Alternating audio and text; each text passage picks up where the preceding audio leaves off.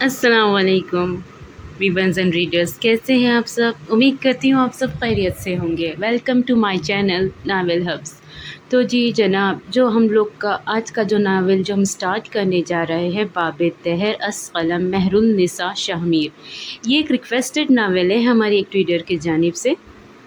تو چلے جناب، بڑھتے ہیں ہماری ناول کی اس پہلی قسط کی جانب۔ آسمان نے سیاہ چادر اوڑھ کر ہجر کا غم منانا چاہا تو چاند نے حفظ ما تقدم اپنی روشنی مدھم کر دی۔ تاروں نے روپوش ہونے کا عندیہ دیا اور آسمان کا ہجر کا بھرم رکھ لیا۔ یوں تو تاروں اور چاند جیسے وفادار اور غم گسار ساتھ ملنے لگے تو بھلا جیون سے شکوہ ہی کیسا۔ اسی سیاہ تاریک رات میں پہاڑوں کے دامن میں واقع ایک چھوٹے سے گاؤں کا رخ کرو تو کئی کہانیاں منہ لپیٹے لکڑی کی بوسیدہ درازوں سے جھانکتی نظر آئے گی۔ کوئی کہانی تلاش کرے کر لیتے ہیں، کئی گلیاں پھلانگ کر، کئی نکڑ ٹاپ کر، زرد بلب کے گرد پروانوں کا رقص دیکھتے، پہاڑوں کی اوٹ سے ابھرتی بھیڑیوں کی آواز سنتے، کئی خوشبوؤں کو پیچھے چھوڑے، کئی سازشوں کو ساتھ جوڑے، ایک لمبی پراسرار خاموشی سے گلی میں پوری شان سے کھڑے ایک پتھروں کے بنے گھر کی طرف آؤ تو بھوری لکڑی کا رنگین نقش و نگار والا دروازہ کھلا ہوا تھا۔ رات جوں جوں گہری ہوتی جا رہی تھی، برف باری کی شدت میں اضافہ ہوتا جا رہا تھا۔ آسمان سے گرتے روئی کے گولے گھر کی دیواروں، سڑک اور دروازے کے سامنے ایک پہاڑ کی سی صورت اختیار کرتے جا رہے تھے۔ ایسی برف باری میں تو اس گھر کے صحن میں کھڑے تین مرد اب داخلی دروازے کی اور بڑھ رہے تھے۔ ان کے چہرے پہ غیر واضح تھے، آواز مدھم، ان کے وجود سے کوئی پوشیدہ بھید، کسی راز کے کھل جانے کا خوف آتا تھا۔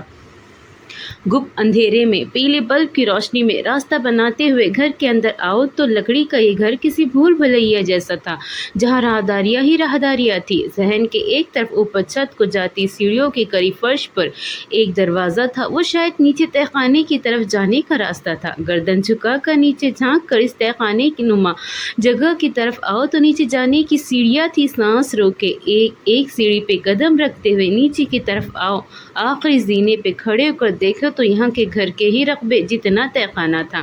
ایک کونے میں کاٹ کا باڑ پڑا تھا، باقی کونے خالی تھے، اور اگر نگاہیں گھما کر ایک زاویے پہ دیکھو تو ایک پل کے لیے ساکن ہو جاؤ۔ تہہ خانے کے وسط میں 5 کرسیاں تھیں اور ان 5 کرسیوں پہ کچھ لوگ تھے، زندہ لوگ، 5 لوگ۔ ان کے چہرے ایک طرف ڈھلکے ہوئے تھے، آنکھیں بند تھیں، چہرے پہ کسی قسم کے زخم کا نشان نہیں تھا۔ ہاں، مگر ان میں سے ایک مرد بازو پر پلستر تھا، ماتھے پہ زخم کا نشان بھی صرف اسی کے تھا۔ قریب سے دیکھو تو ان کے وجود پہ لباس برانڈڈ تھے، بدن سے مہک اٹھتی تھی، پیروں کے جوتوں سے لاکھوں روپے کی مالیت کا اندازہ ہوتا تھا۔ وہ یقیناً اعلیٰ عہدے پر فائز رہے ہوں گے۔ 4 مردوں کے ساتھ 5ویں اسیر ایک لڑکی تھی۔ اس کے گلے میں ایک پتلی چین تھی جس میں سبز ہیرا جگمگا رہا تھا، ہم رنگ ہیرے اس کے کانوں اور انگلیوں میں بھی تھے۔ اس کے یہ جوتے بھی سبز تھے، ہائی ہیلز۔ اگر ذہن پہ زور دے کر یاد کیا جائے تو یہ وہی جوتے تھے جو 6 ماہ پہلے ہونے والے پیرس فیشن شو ویک میں پیش کیے گئے تھے۔ ان کی مالیت کروڑوں میں تھی۔ ان جوتوں کو بڑے بڑے گھروں کے فرش پہ رکھا جانا تھا، انہیں پہن کر دنیا کے مہنگے مہنگے ماربل کو اعزاز بخشنا تھا، اور یہ آج یہ مٹی سے اٹے فرش پہ داغدار ہو رہے تھے۔ کسی کے پیر ان جوتوں پہ پڑے تھے اور ان پر نمایاں داغ بن چکے تھے۔ اگر ان کی مالکن کو ہوش آ جاتا تو ان جوتوں پہ لگے مٹی کے داغ دیکھ کر دوبارہ بے ہوش ہو سکتی تھی۔ دوسرے اسیر کے جسم پر ڈینم جیکٹ تھی، بظاہر عام سا، مگر کسی ذوق رکھنے والے شخص کو اگر یہ جیکٹ دکھاؤ تو وہ ضرور اسے چھو کر محسوس کرنا چاہے اور اس کی مالیت کا اندازہ لاکھوں میں لگائے۔ تیسرے اسیر کے سفید جوگرز، وہ جوگرز قابل تعریف تھے، قابل تحسین بھی۔ کوئی جوتوں پہ لاکھوں روپے کیسے خرچ کر سکتا ہے، کوئی اس اسیر سے سوال کرے۔ کافی دیر بعد ان میں سے ایک نے آنکھیں کھولی تو شاید نشہ ٹوٹ رہا تھا۔ اس اسیر کے بدن پہ لٹکا اوور کوٹ، پورے ایشیا میں یہ کوٹ صرف 3 لوگوں کے پاس تھے۔ اب مالیت کا اندازہ تم لگاؤ۔ اس کے ساتھ 2 اور مردوں کا نشہ بھی ٹوٹنے لگا، مگر ان کی حرکت سست تھی۔ دھیرے دھیرے اس پہلے نے آنکھیں کھولی، فرش گھومتا ہوا محسوس ہوا، جسم میں کپ کپی سی دوڑ گئی، اسے سردی لگی تھی، بے اختیار، بے حد سردی۔ آنکھیں کھولے کئی منٹ وہ یوں ہی گردن ڈھلکائے پڑا رہا، ہاتھوں پہ بندھی رسیاں سخت سردی کے اس موسم میں اس کلائیوں کو چیر رہی تھی۔ اسے تکلیف سے ہوئی اور اسی تکلیف میں اس نے پٹ سے آنکھیں کھولی، بھوری آنکھیں ایک پل کے لیے بالکل ساکن ہو گئی۔ اس کے ساتھ کرسیوں پہ کچھ اور لوگ بھی تھے۔ ایک لمحے کے لیے وہ سانس نہیں لے سکا۔ وہ آنکھیں پوری طرح کھولے بے یقینی سے آس پاس دیکھ رہے تھے اس کے دوست، اور وہ کسی جگہ قید ہو چکے تھے۔ یہ حقیقت تھی، مذاق یا پھر سراب؟ شادان، زبرج اٹھو، زبرج اٹھو! وہ ان دونوں کو پکار رہا تھا جنہیں ابھی ابھی ہلکا سا ہوش آیا تھا۔ سخت سردی نے اب اسے ٹھنڈے پسینے آ رہے تھے۔ وہ دونوں نیم غنودگی میں تھے۔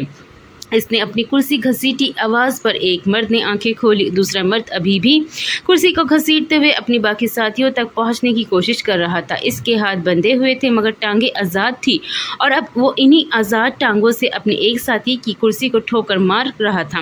دوسرا اسیر بھی آنکھیں کھول چکا تھا۔ وہ اب آس پاس دیکھ کر اس جگہ کو، اپنے یہاں ہونے کے مقصد کو سمجھنا چاہتا تھا۔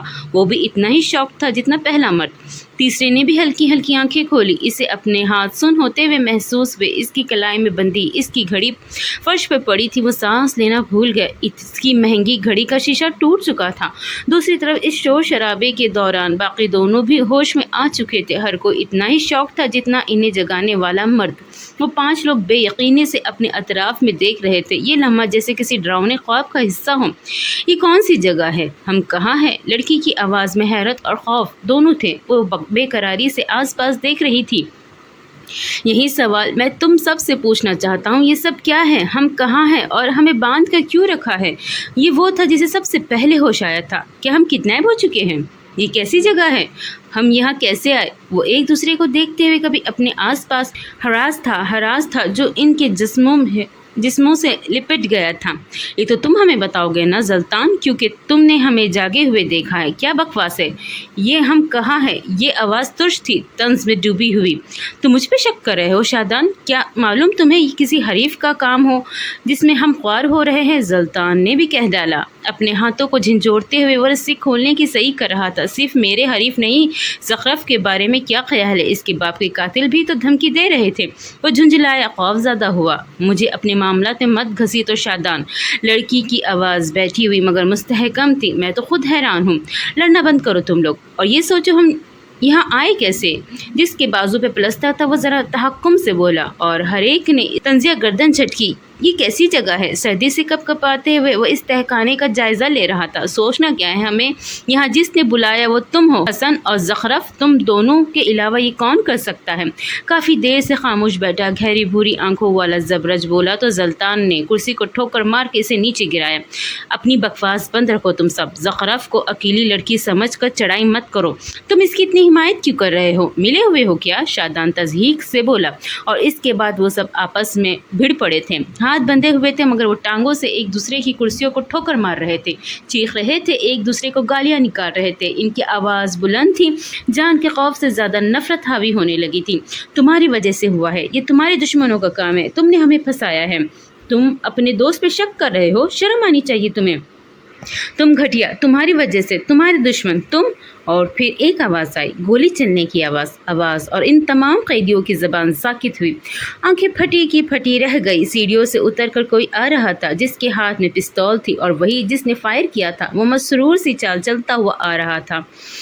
اس کا وجود اندھیرے میں تھا۔ آنکھیں زینہ طے کرتے وہ آگے آیا، اور اگلے چند پل میں وہ ان کے سامنے کھڑا تھا۔ وہ کچھ کہنے لگا مگر ابھی نہیں، تمہیں اس کے الفاظ سننے کے لیے تحمل سے کام لینا ہوگا، کیونکہ یہ کہانی یہاں سے شروع نہیں ہوتی، یہ تو کلائمیکس ہے۔ کہانی یہاں سے شروع نہیں ہوتی۔ 10 سال قبل لندن انگلستان کا دل، خاموش پرسکون سا شہر جہاں آئے دن مینا برستا ہے، سڑکیں ہمہ وقت گیلی ہوتی ہیں، جہاں رونقیں ہیں، جہاں رنگ اور خوشیاں ہیں۔ لندن کی عمارتیں اونچی اور قدیم ہیں، دوڑتی بھاگتی سرخ بسیں سرمئی سڑکوں پہ نمایاں نظر آتی ہیں۔ تیز رفتاری سے بھاگتی میٹرو پل میں تمہاری آنکھوں کو ایک جہاں سے دوسری جہاں لے جاتی ہیں۔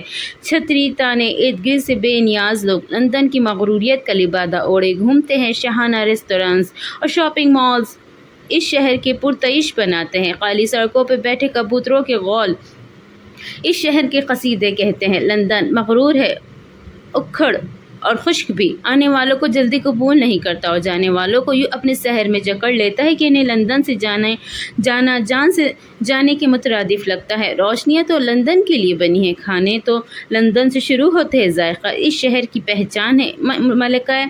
ملکہ کا شہر لندن کی کئی کہانیاں سینے میں سموئے چپ کی چادر اوڑھتے تمکینت اور حاکمیت کا سمبل ہے۔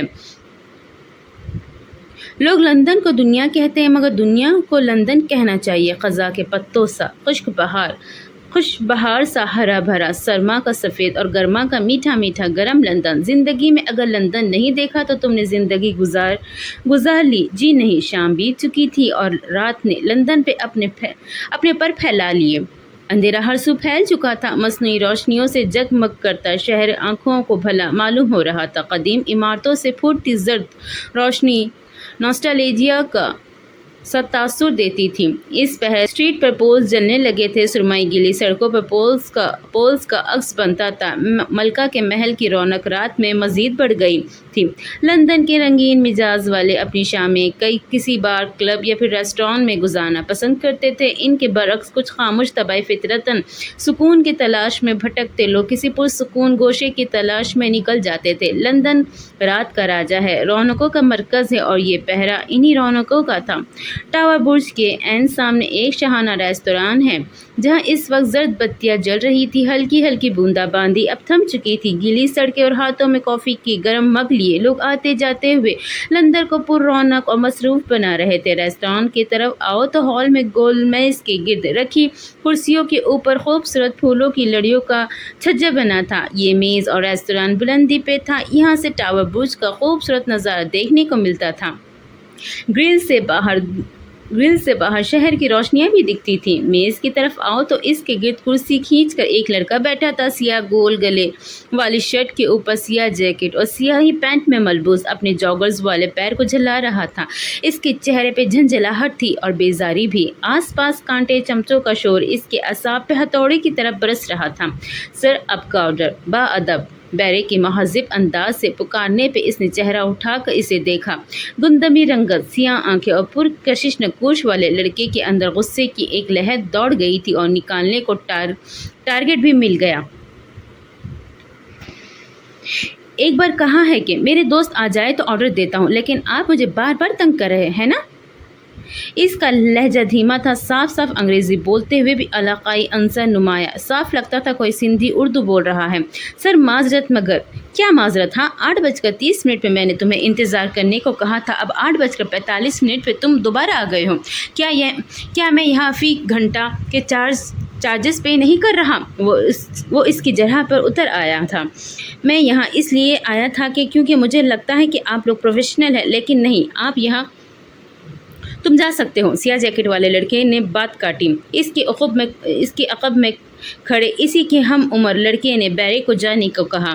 وہ خود کرسی کھینچ کر بیٹھا، اس کا انداز کافی پرسکون تھا۔ سید شادان شاہ، مستقبل کے اینکر ہو، حال میں پریکٹس شروع کر دی ہے، آنے والے لڑکے نے اسے لگا میں ڈالی۔ شادان نامی لڑکے نے صبر کے گھونٹ پیے مگر کافی کڑوے تھے، آئندہ وہ نہیں پینا چاہے گا۔ تم نے وقت دیکھا ہے زبرج؟ میں یہاں آدھے گھنٹے سے اس سرخ چمڑی والے انگریزوں کو دیکھ کر تھک گیا ہوں یار۔ وہ سخت جھنجھلایا ہوا تھا۔ اس سے اچھا تھا کہ میں آرام سے سو جاتا۔ آخری بات میں اس نے زیر لب کہی تھی۔ زبرج اس کی بات پر مسکرایا۔ حلیہ اس کا بھی شادان سے مختلف نہ تھا، مگر نقوش خوبصورت تھے، رنگت گوری سرخ اور آنکھ ہی ہلکی گہری بھوری، قد کاٹ میں وہ اپنی عمر سے بڑا لگتا تھا۔ تو پھر ایسے کسی ہوٹل چلتے ہیں جہاں بھوری چمڑی والے ایشیائی ہوں۔ زبرج نے حل پیش کیا۔ شادان کو کوفت ہونے لگی۔ تمہارا جوک تمہاری طرح ٹھنڈا تھا، اس نے کہتے ہوئے کلائی پہ بندی گھڑی پر نظر ڈالی۔ اب یہ زلطان کہاں رہ گیا؟ شادان اکتایا۔ زلطان خود کو سلطان اور ہمیں رعایا سمجھتے ہوئے ہمیں انتظار کروانا چاہتا ہے۔ وہ مینیو کارڈ دیکھتے ہوئے اب بھی پرسکون تھا، صاف ظاہر تھا اگر زلطان رات کے 3 بجے بھی آئے تو زبرج کو فرق نہیں پڑتا تھا۔ ہاں، بس بھوک لگ سکتی تھی۔ اپنی بکواس بند رکھو یار، پتہ کرو یہ زلطان آخر ہے کہاں؟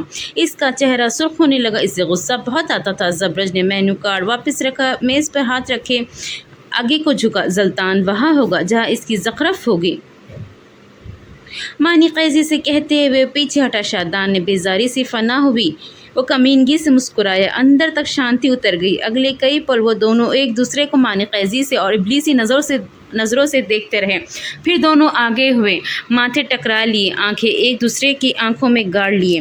کیا لگتا ہے آج پرپوز کر دے گا زلطان؟ شادان کی شاداب سی سرگوشی۔ کیا مطلب ہے؟ زلطان کی زبان کو اعتراف کی ضرورت بھی ہے؟ اس نے شاہانہ انداز میں ہاتھ ہلایا۔ تمہیں کیا لگتا ہے آج بھی صرف ڈنر ہوگا یا دوست کو لڑکی ملنے کی پارٹی بھی؟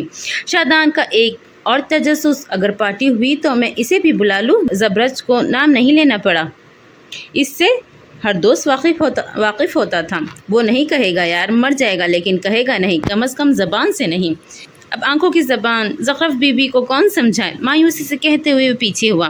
اب اس بات پہ زبرج بھی اتفاق کرتا تھا۔ زلطان جب زخرف کو دیکھتا تھا، اس کے آس پاس ساری دنیا تھم جاتی تھی، اس کی آنکھوں میں وہ چمک آتی تھی جس کا مقابلہ کوئی دوسری چمک نہیں کر سکتی تھی۔ وہ دونوں انتظار کرنے لگے، مگر ہم کہانی کے دوسرے حصے کی طرف بڑھتے ہیں۔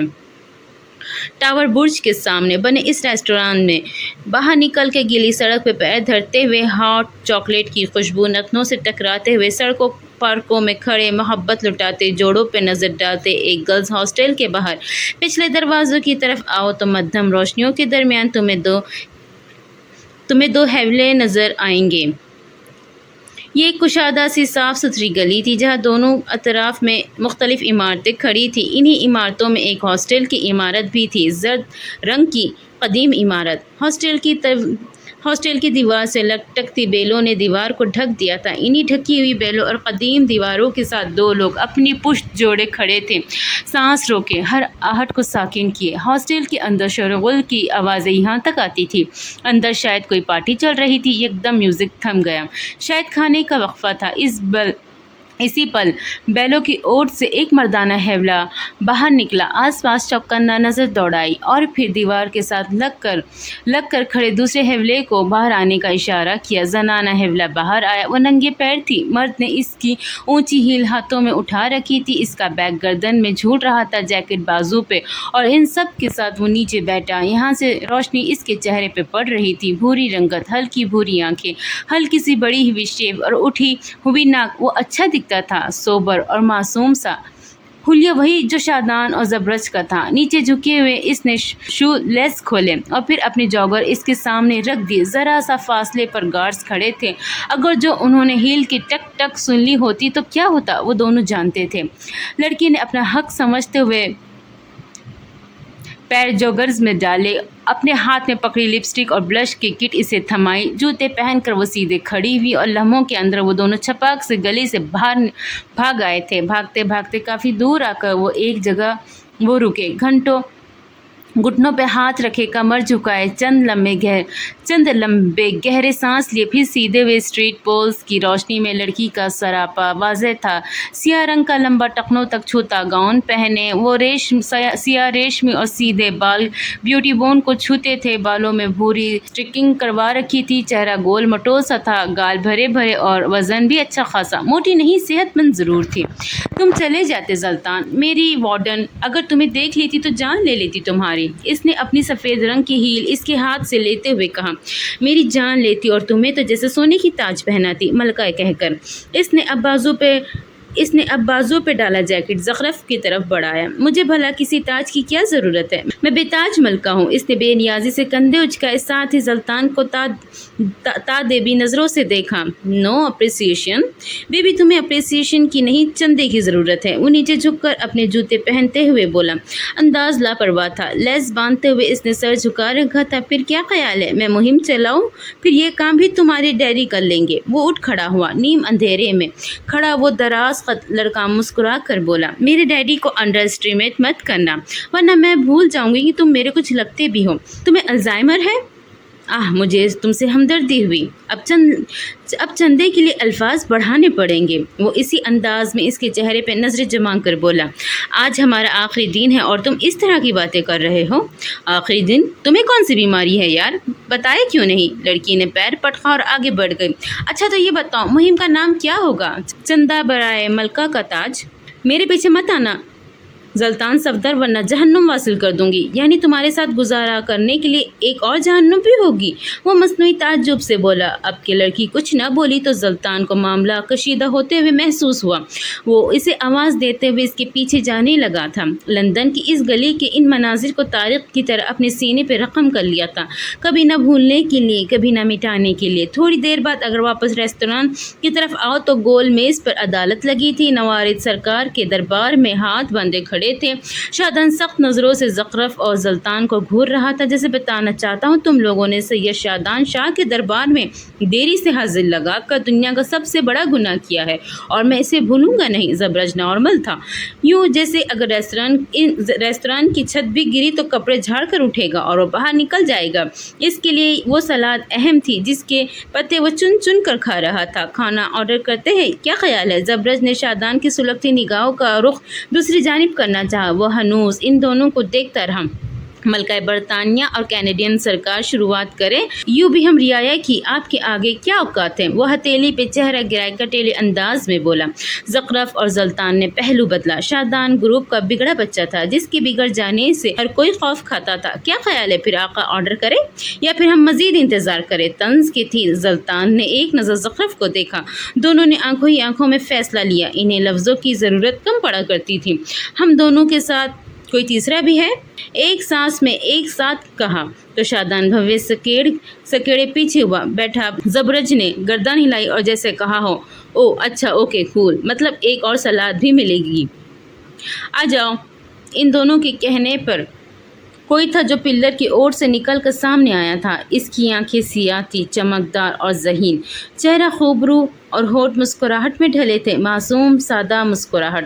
تین لوگ اسے مسکرا کر دیکھ رہے تھے، مگر شادان کی نس نس میں لاوا دوڑ گیا، سارا کا سارا آتش فشاں پھٹ گیا۔ حسن میراث سلطان، تمہاری جرت کیسی ہوئی یہاں آنے کی؟ شادان نے چبا چبا کر الفاظ ادا کیے۔ حسن نے مسکرانے پر ہی اکتفا کیا۔ لندن اور اس کے مضافات میں تیسری جنگ عظیم کا وقت ہوا چاہتا ہے۔ میں جرت سے تھوڑی اپنے پیروں سے آیا ہوں۔ کافی دیر بعد ذرا سا سنبھل کے بشاشیت سے کہتے اس نے اپنی کرسی سنبھالنی چاہی، مگر شادان نے برق رفتاری سے کرسی اپنے پیر پر رکھ لی اور آنکھیں اس کی آنکھوں میں گاڑ دی۔ تمہیں لگتا ہے تم جیسے غدار کو میں دوبارہ معاف کر سکتا ہوں؟ بھوے اچکا کر پوچھا گیا۔ حسن نے گہری سانس لی۔ اپنے 19 سالہ زندگی میں اسے سب سے زیادہ بہترین دوست یہاں لندن آ کر ملے تھے، اور اب وہی ناراض تھے۔ وہ معصوم کرتا تو کیا کرتا؟ مجھے بتانا پسند کرو گے آخر میرا گناہ کیا ہے؟ حسن سلطان نے بازو سینے پہ باندھ لیے۔ سید شادان عرف راجہ صاحب اب ان کو گناہ گنوانے کو تیار تھے، باقی رعایا تو بس سننے والی تھی۔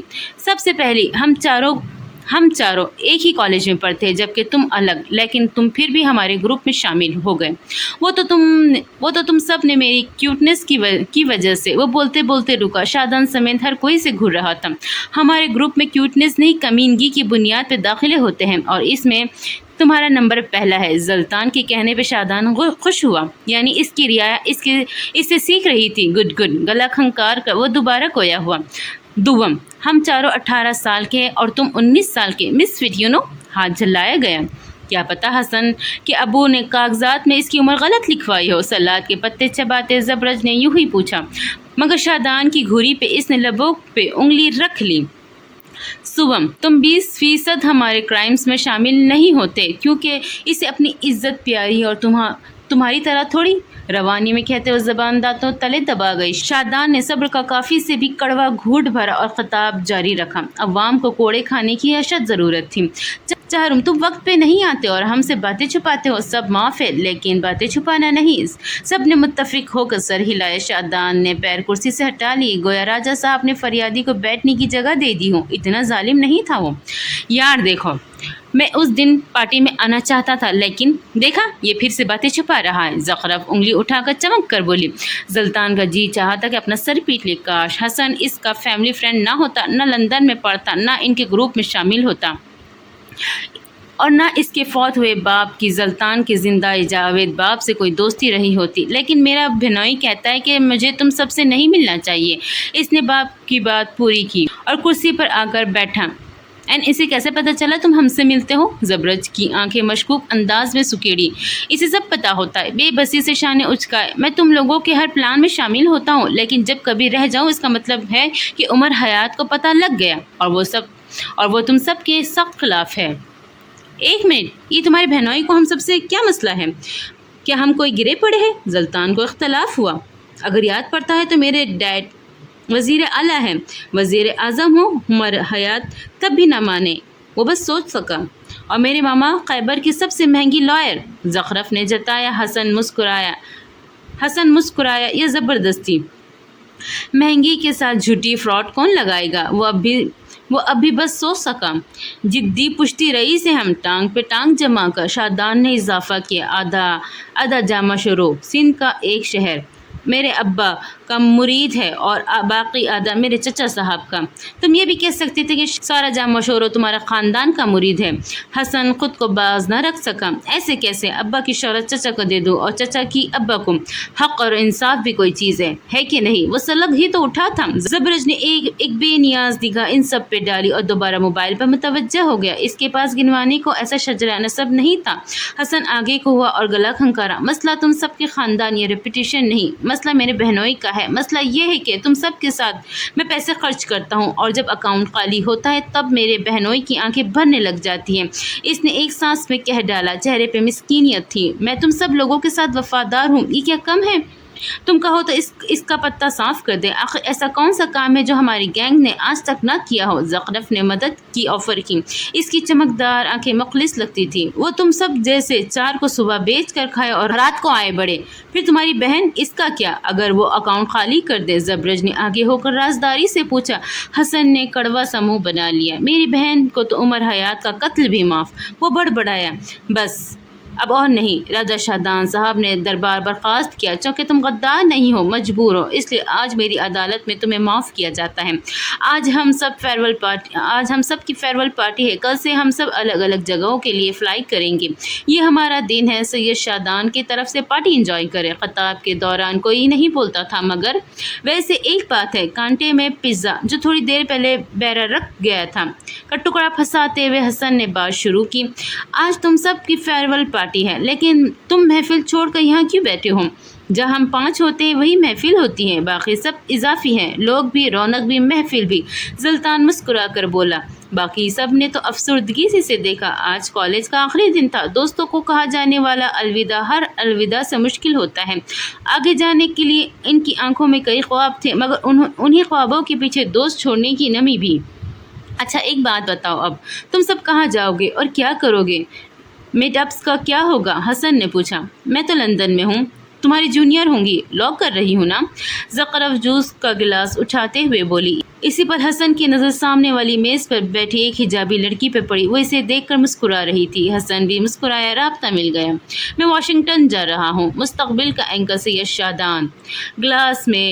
گلاس ہوا میں بلند کیا۔ لڑکی اب سینے پہ انگلی رکھے کوئی اشارہ کر رہی تھی، جیسے پوچھ رہی ہوں میں وہاں آؤں؟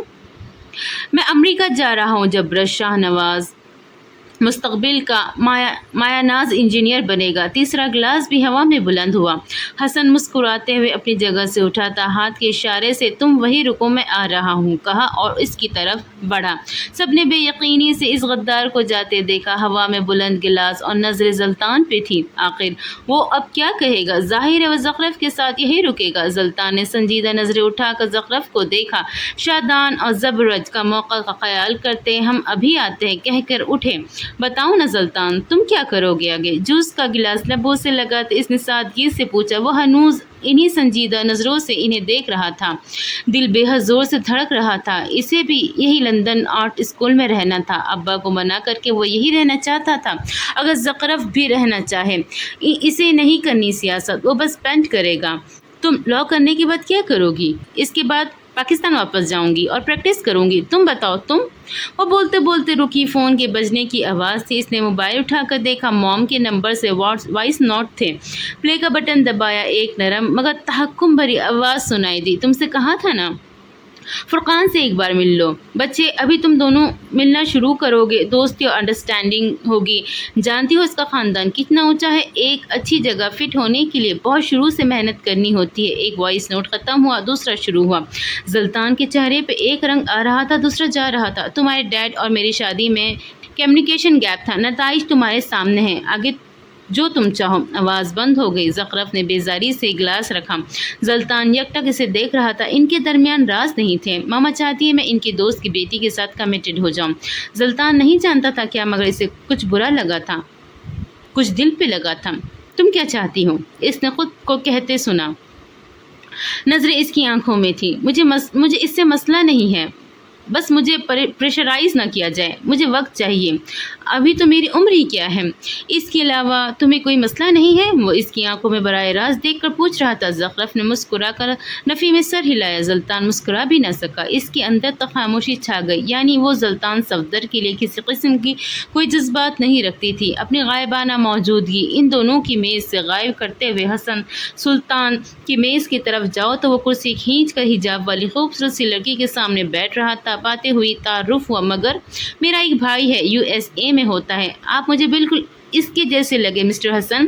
حسن کی مسکراہٹ سمٹی۔ آپ سے مل کر ایسے لگا جیسے بہت عرصے بعد اپنے بھائی سے دوبارہ ملی ہوں۔ وہ رکی اور حسن کے فخ ہوتے ہوئے چہرے کو دیکھا۔ 15 منٹ کی محبت، ہم سیلفی لے سکتے ہیں پلیز؟ وہ میز پہ ہاتھ رکھتے ہوئے اٹھا تھا، چہرہ تمتما رہا تھا۔ بھائی جیسا ہو، بی بھائی نہیں، نامحرم کے ساتھ سیلفی حرام ہے، چبا چبا کر کہتے وہ اٹھ گیا تھا۔ لڑکی حیران سی اسے جاتے ہوئے تکتی رہی۔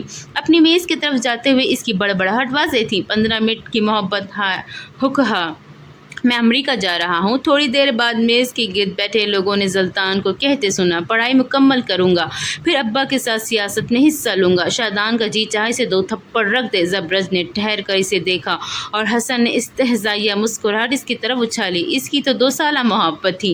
4 لوگ اس وقت آکورڈ تھے، مگر زلطان مسکرایا تھا۔ جوس کا گلاس ہوا میں بلند کیا۔ آج بس اس کے لب مسکرائے تھے۔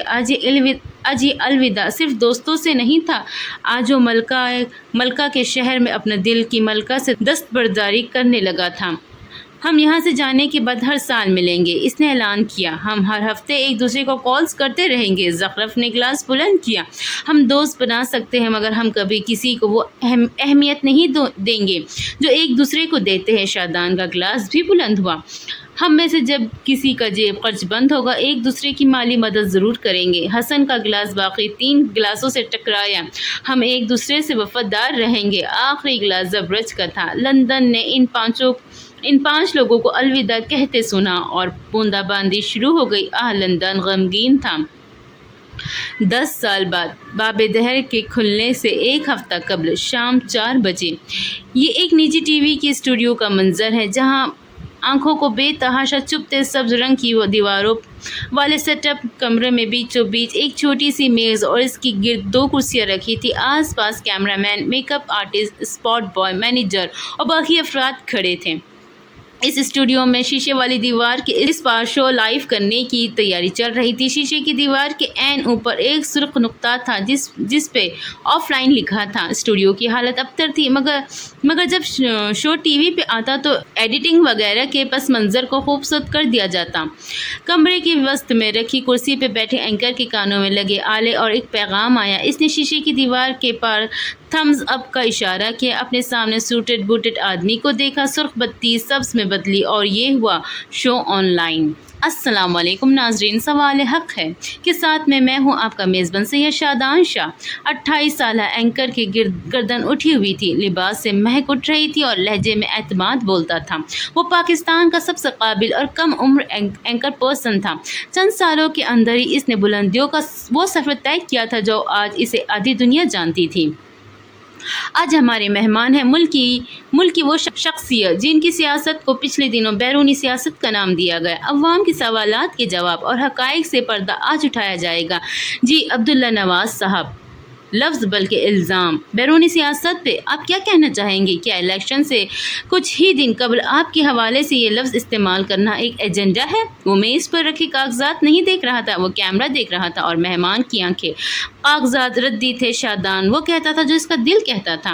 ہماری سیاست کو میلا کرنے کے لیے سلطان صلاح الدین اور ان کے خاندان نے جو الزامات لگائے ہیں، ان کا جواب منہ سے دینا ہمارا شیوا نہیں۔ صفدر حسین اور ان کے بیٹے وہ کچھ اور بھی کہہ رہے تھے، مگر شادان ایک نام پہ اٹک گیا۔ آس پاس وہ سبز دیواریں، وہ بولتا ہوا فربہا شخص غائب ہوا۔ اس کی آنکھوں کے آگے مناظر بدلے، باب دہر کھلا اور وہ ماضی میں جا پہنچا تھا، فلائٹ کی پرواز میں۔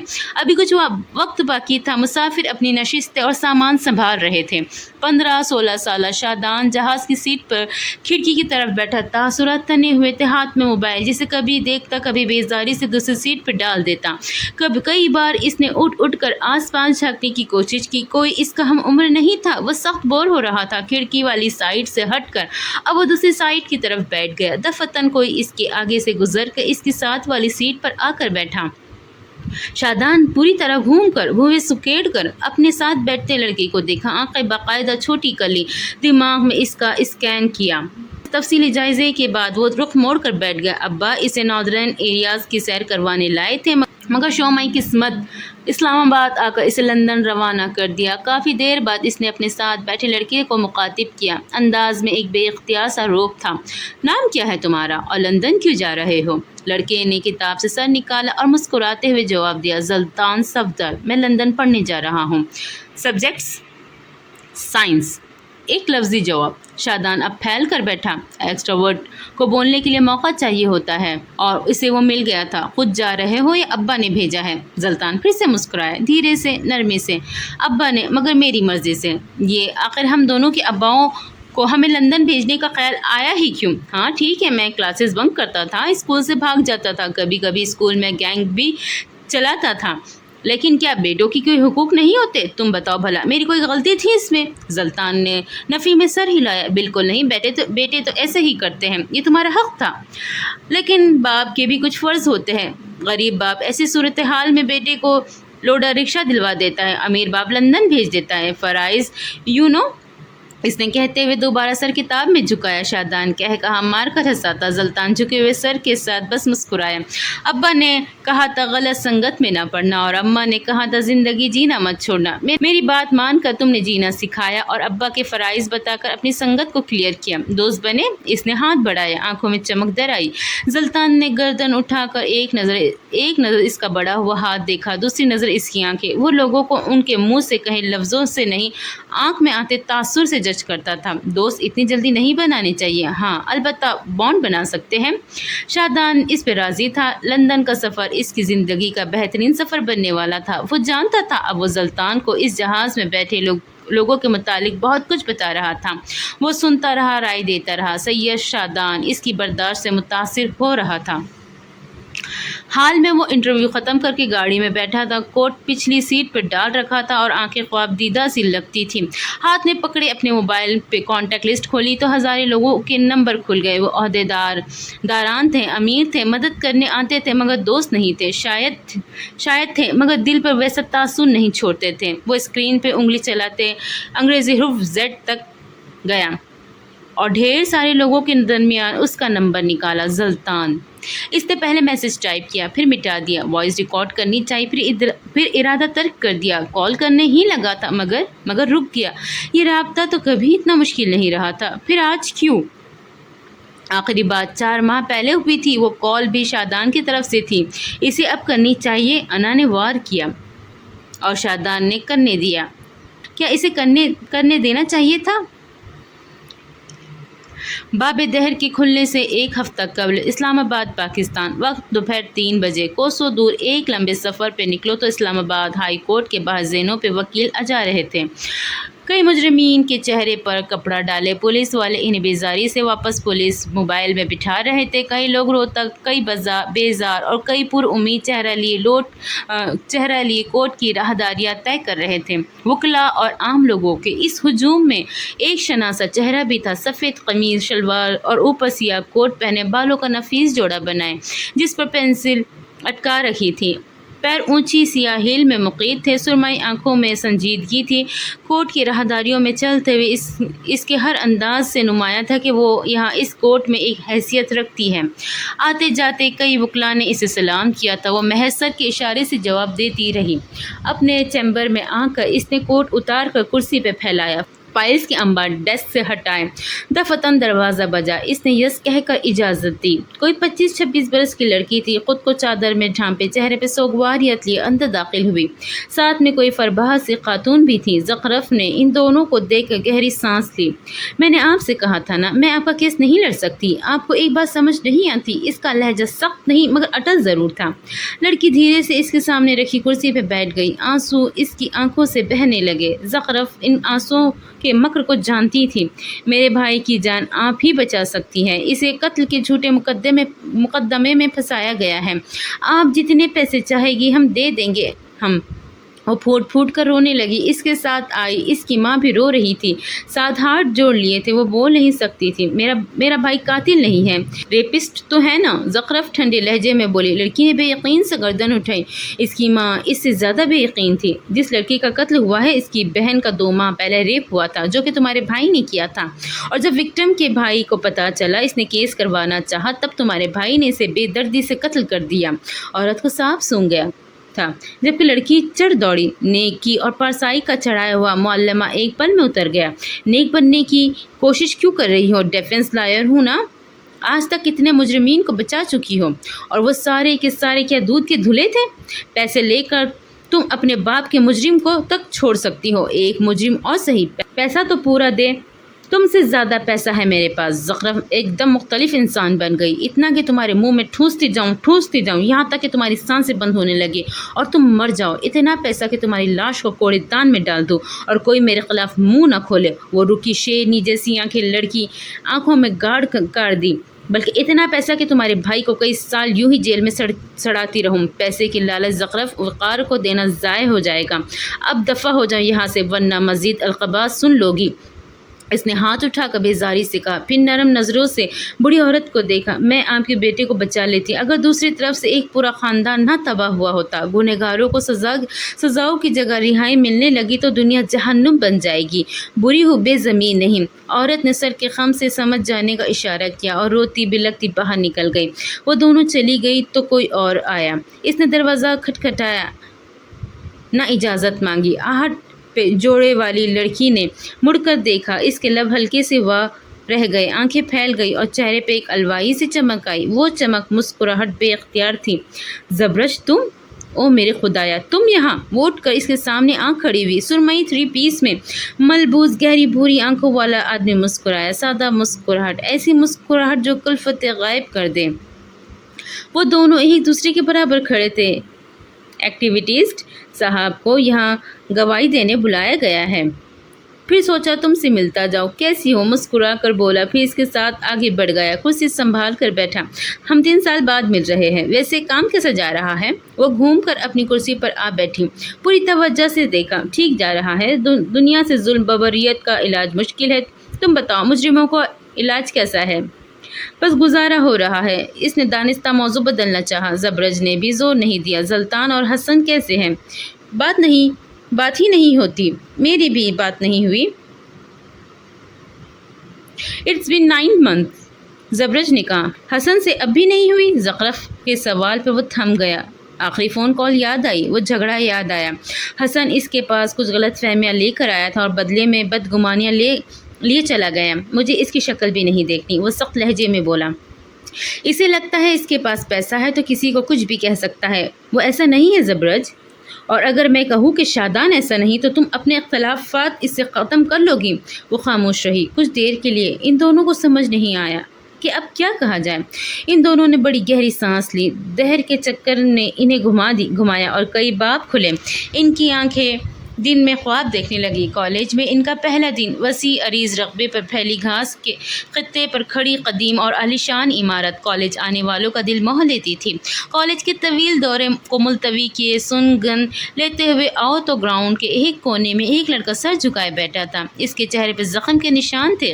قریب سے گزرتے شادان اور زلطان اسے دیکھ کر رکے تھے اور وہ چہرے سے پاکستانی یا بھارتی لگتا تھا۔ ساتھ چھوٹے بالوں والی صحت مند لڑکی بیٹھی تھی۔ اس کی سرمئی آنکھوں میں خفگی کا تاثر تھا۔ میں نے تمہیں کہا تھا زبرج، ان سے پنگا مت لو، وہ 10 ہے اور تم 1، میرا کیا ہے؟ میں بس ماما کے آنے کا ویٹ کر رہی تھی۔ پھر ان بلیز کے ساتھ وہ ہوتا کہ دنیا یاد رکھتی۔ وہ اس کے زخم کو اپنے رومال سے صاف کرتے ہوئے ڈپٹ رہی تھی۔ اس کے بھرے بھرے ہاتھ دوا لگانا تک نہیں جانتے تھے۔ شادان اور زلطان ان دونوں کو کلاس فیلو کی حیثیت سے جانتے تھے، مگر آج غیرت جوش میں آ گئی۔ زبرج اور زخرف کے پاس وہ دونوں رک گئے تھے۔ وہ جیک اور اس کا بھائی تمہیں بلی کرتے ہیں؟ شادان کے ڈائریکٹ سوال پر زخرف نے گردن اٹھا کر انہیں دیکھا اور آنکھوں میں شناسائی ابھری۔ صرف مجھے ہی نہیں، ہر بھارتی اور پاکستانی کو بلی کرتے ہیں۔ یہ تمہارا دوست جو منہ میں دہی جما کر کھڑا ہے سب جانتا تو ہے۔ اس نے اٹھا کر زلطان کی طرف اشارہ کیا۔ وہ مسکرایا۔ اسے یہ لڑکی ہمیشہ سے اچھی ہی لگی تھی۔ آج وہ اسے مخاطب کر رہی تھی۔ ویسے تو بڑے بنتے ہو تم دونوں، ہم وطنوں کا کوئی خیال ہے کہ نہیں؟ بدلہ چاہیے یا معافی؟ اب کے زلطان کی طرف سے پوچھا گیا تھا۔ زبرج اور زخرف چند پل اسے دیکھتے رہے۔ آنکھیں یکدم مشترکہ رنگ میں چمکی، پھر ایک زبان ہو کر کہا بدلہ۔ اور پھر پورے کالج نے اگلے دن ایک منظر دیکھا۔ جیک اور اس کا گروپ کے چہرے پر زخم کے نشان، ہر اسٹوڈنٹ سے معافی مانگ رہے تھے۔ سننے میں آیا تھا کہ کل رات 4 نقاب پوش آئے تھے۔ جیک اور اس کے ساتھی شراب کے نشے میں دھت تھے اور اسی پل ان چاروں نے ہاکی اور بلے مار مار کر ان کا حشر بگاڑ دیا تھا۔ کالج نے ایک اور منظر بھی دیکھا جس میں 4 لوگ ایک قطار میں کھڑے تھے۔ عقب میں کالج کی عمارت تھی۔ زبرج، زلطان، شادان اور زخرف بازو سینے پہ بندھے تھے اور آنکھوں میں شیطانی لیے وہ جیک کے گروپ کو دیکھ رہے تھے۔ ہاتھ ایک دوسرے کے کندھے پہ جما رکھے تھے اور گردن فخر سے اکڑی تھی۔ کیا آج سے ہم سب دوست ہیں؟ زبرج کی نظریں اب بھی دور جمی تھی۔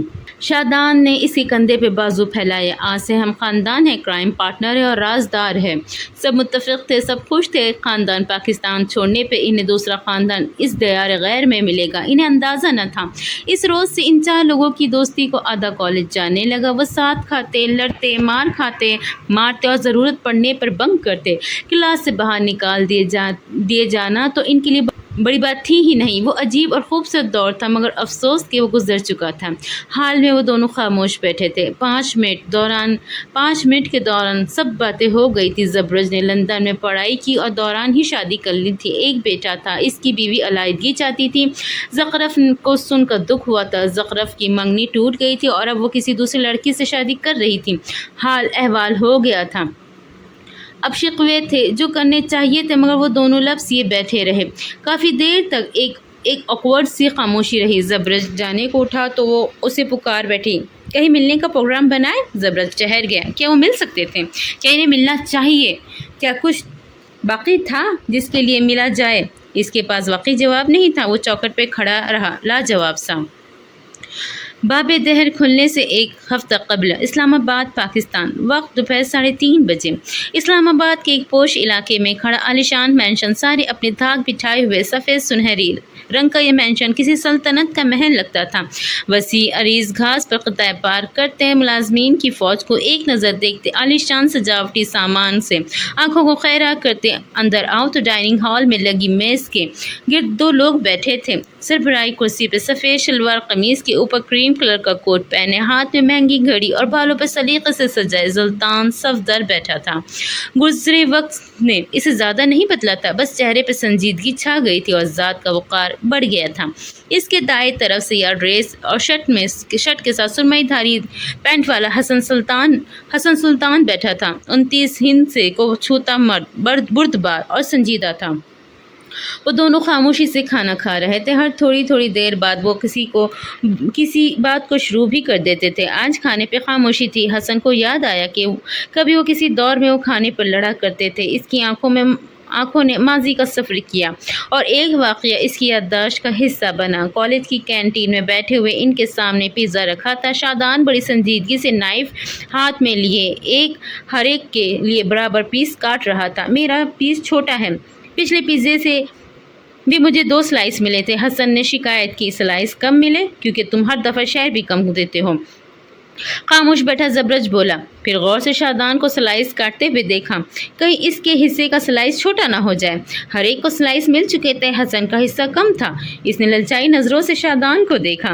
میں نے سنا ہے جا مشوروں کے لوگ بہت سخی ہوتے ہیں، ویسے اپنا پیزا چکھانا ذرا۔ شادان کا چلتا منہ رک گیا، بات اس کے شہر پہ آ گئی تھی۔ اس نے پیزا کا سلائس حسن کے منہ کے قریب کیا، آنکھوں میں انجانا خوف تھا۔ وہ دیکھو امنڈا آ گئی۔ حسن کے اشارے پر اس نے مڑ کر دیکھا اور اسی لمحے حسن سلطان نے پیزا کا سارا سلائس اس کے ہاتھ سے لے کر منہ میں بھر لیا۔ شادان صدمے سے اسے دیکھ کر رہ گیا، باقی سب بھی اس کی پھرتیوں پہ حیران تھے۔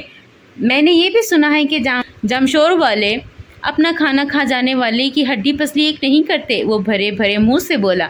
شادان اب کسی بھی وقت رو سکتا تھا، بات دوبارہ اس کے شہر پہ آ گئی تھی۔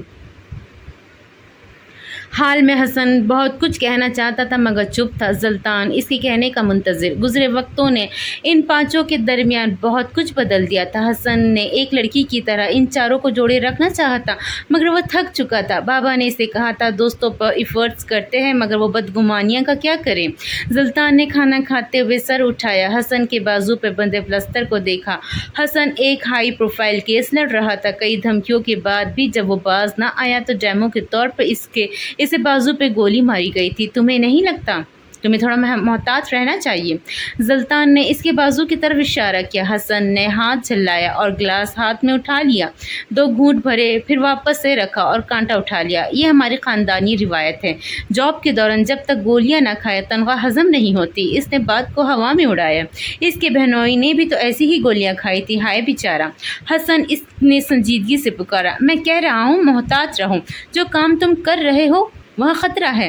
اس کیس کو چھوڑ دو، تمہارا بہنوئی مسائل سے نکل سکتا تھا، تم اس جیسے نہیں ہو، تمہارا باپ مختلف انسان تھا، تمہارے پاس ان کے جتنے تعلقات نہیں۔ حسن نے کانٹا رکھا، اس کے چہرے کو غور سے دیکھا۔ ہم 1.5 سال بعد مل رہے ہیں، مجھے لگا تم نے اپنے دوست کو بلایا ہے لیکن تم نے بیرسٹر حسن سلطان کو بلایا ہے۔ تو let me tell you one thing, جن لوگوں نے تمہیں اور مجھے وارن کرنے بھیجا ہے ان سے کہنا حسن سلطان موت سے نہیں ڈرتا، نہ 16 سال کی عمر میں ڈرا تھا نہ 29 کی۔ اس نے 2 ٹوک انداز میں کہا اور کھانے سے ہاتھ کھینچ کر بیٹھا۔ میں نے کھانے سے تو نہیں روکا حسن، کھانا کھاؤ۔ سیاست نے اس کے اندر ایک چیز کو کوٹ کوٹ کر بھرا تھا اور وہ تھا اپنے جذبات قابو کرنا، تاثرات سپاٹ رکھنا، آگ لگا دینے والی بات پر برف کی طرح ٹھنڈا رہنا۔ نہیں مجھے نہیں کھانا، مجھے بھر گیا میرا پیٹ، بیزاری سے کہا اور نیپکن سے لب تھپتھپائے۔ جب ہم پہلی بار ملے تھے تب تم ایسے نہیں تھے حسن، سنجیدہ تبصرہ۔ ہم میں پہلے جیسا کچھ رہا ہے کیا؟ وہ تند ہی سے بولا۔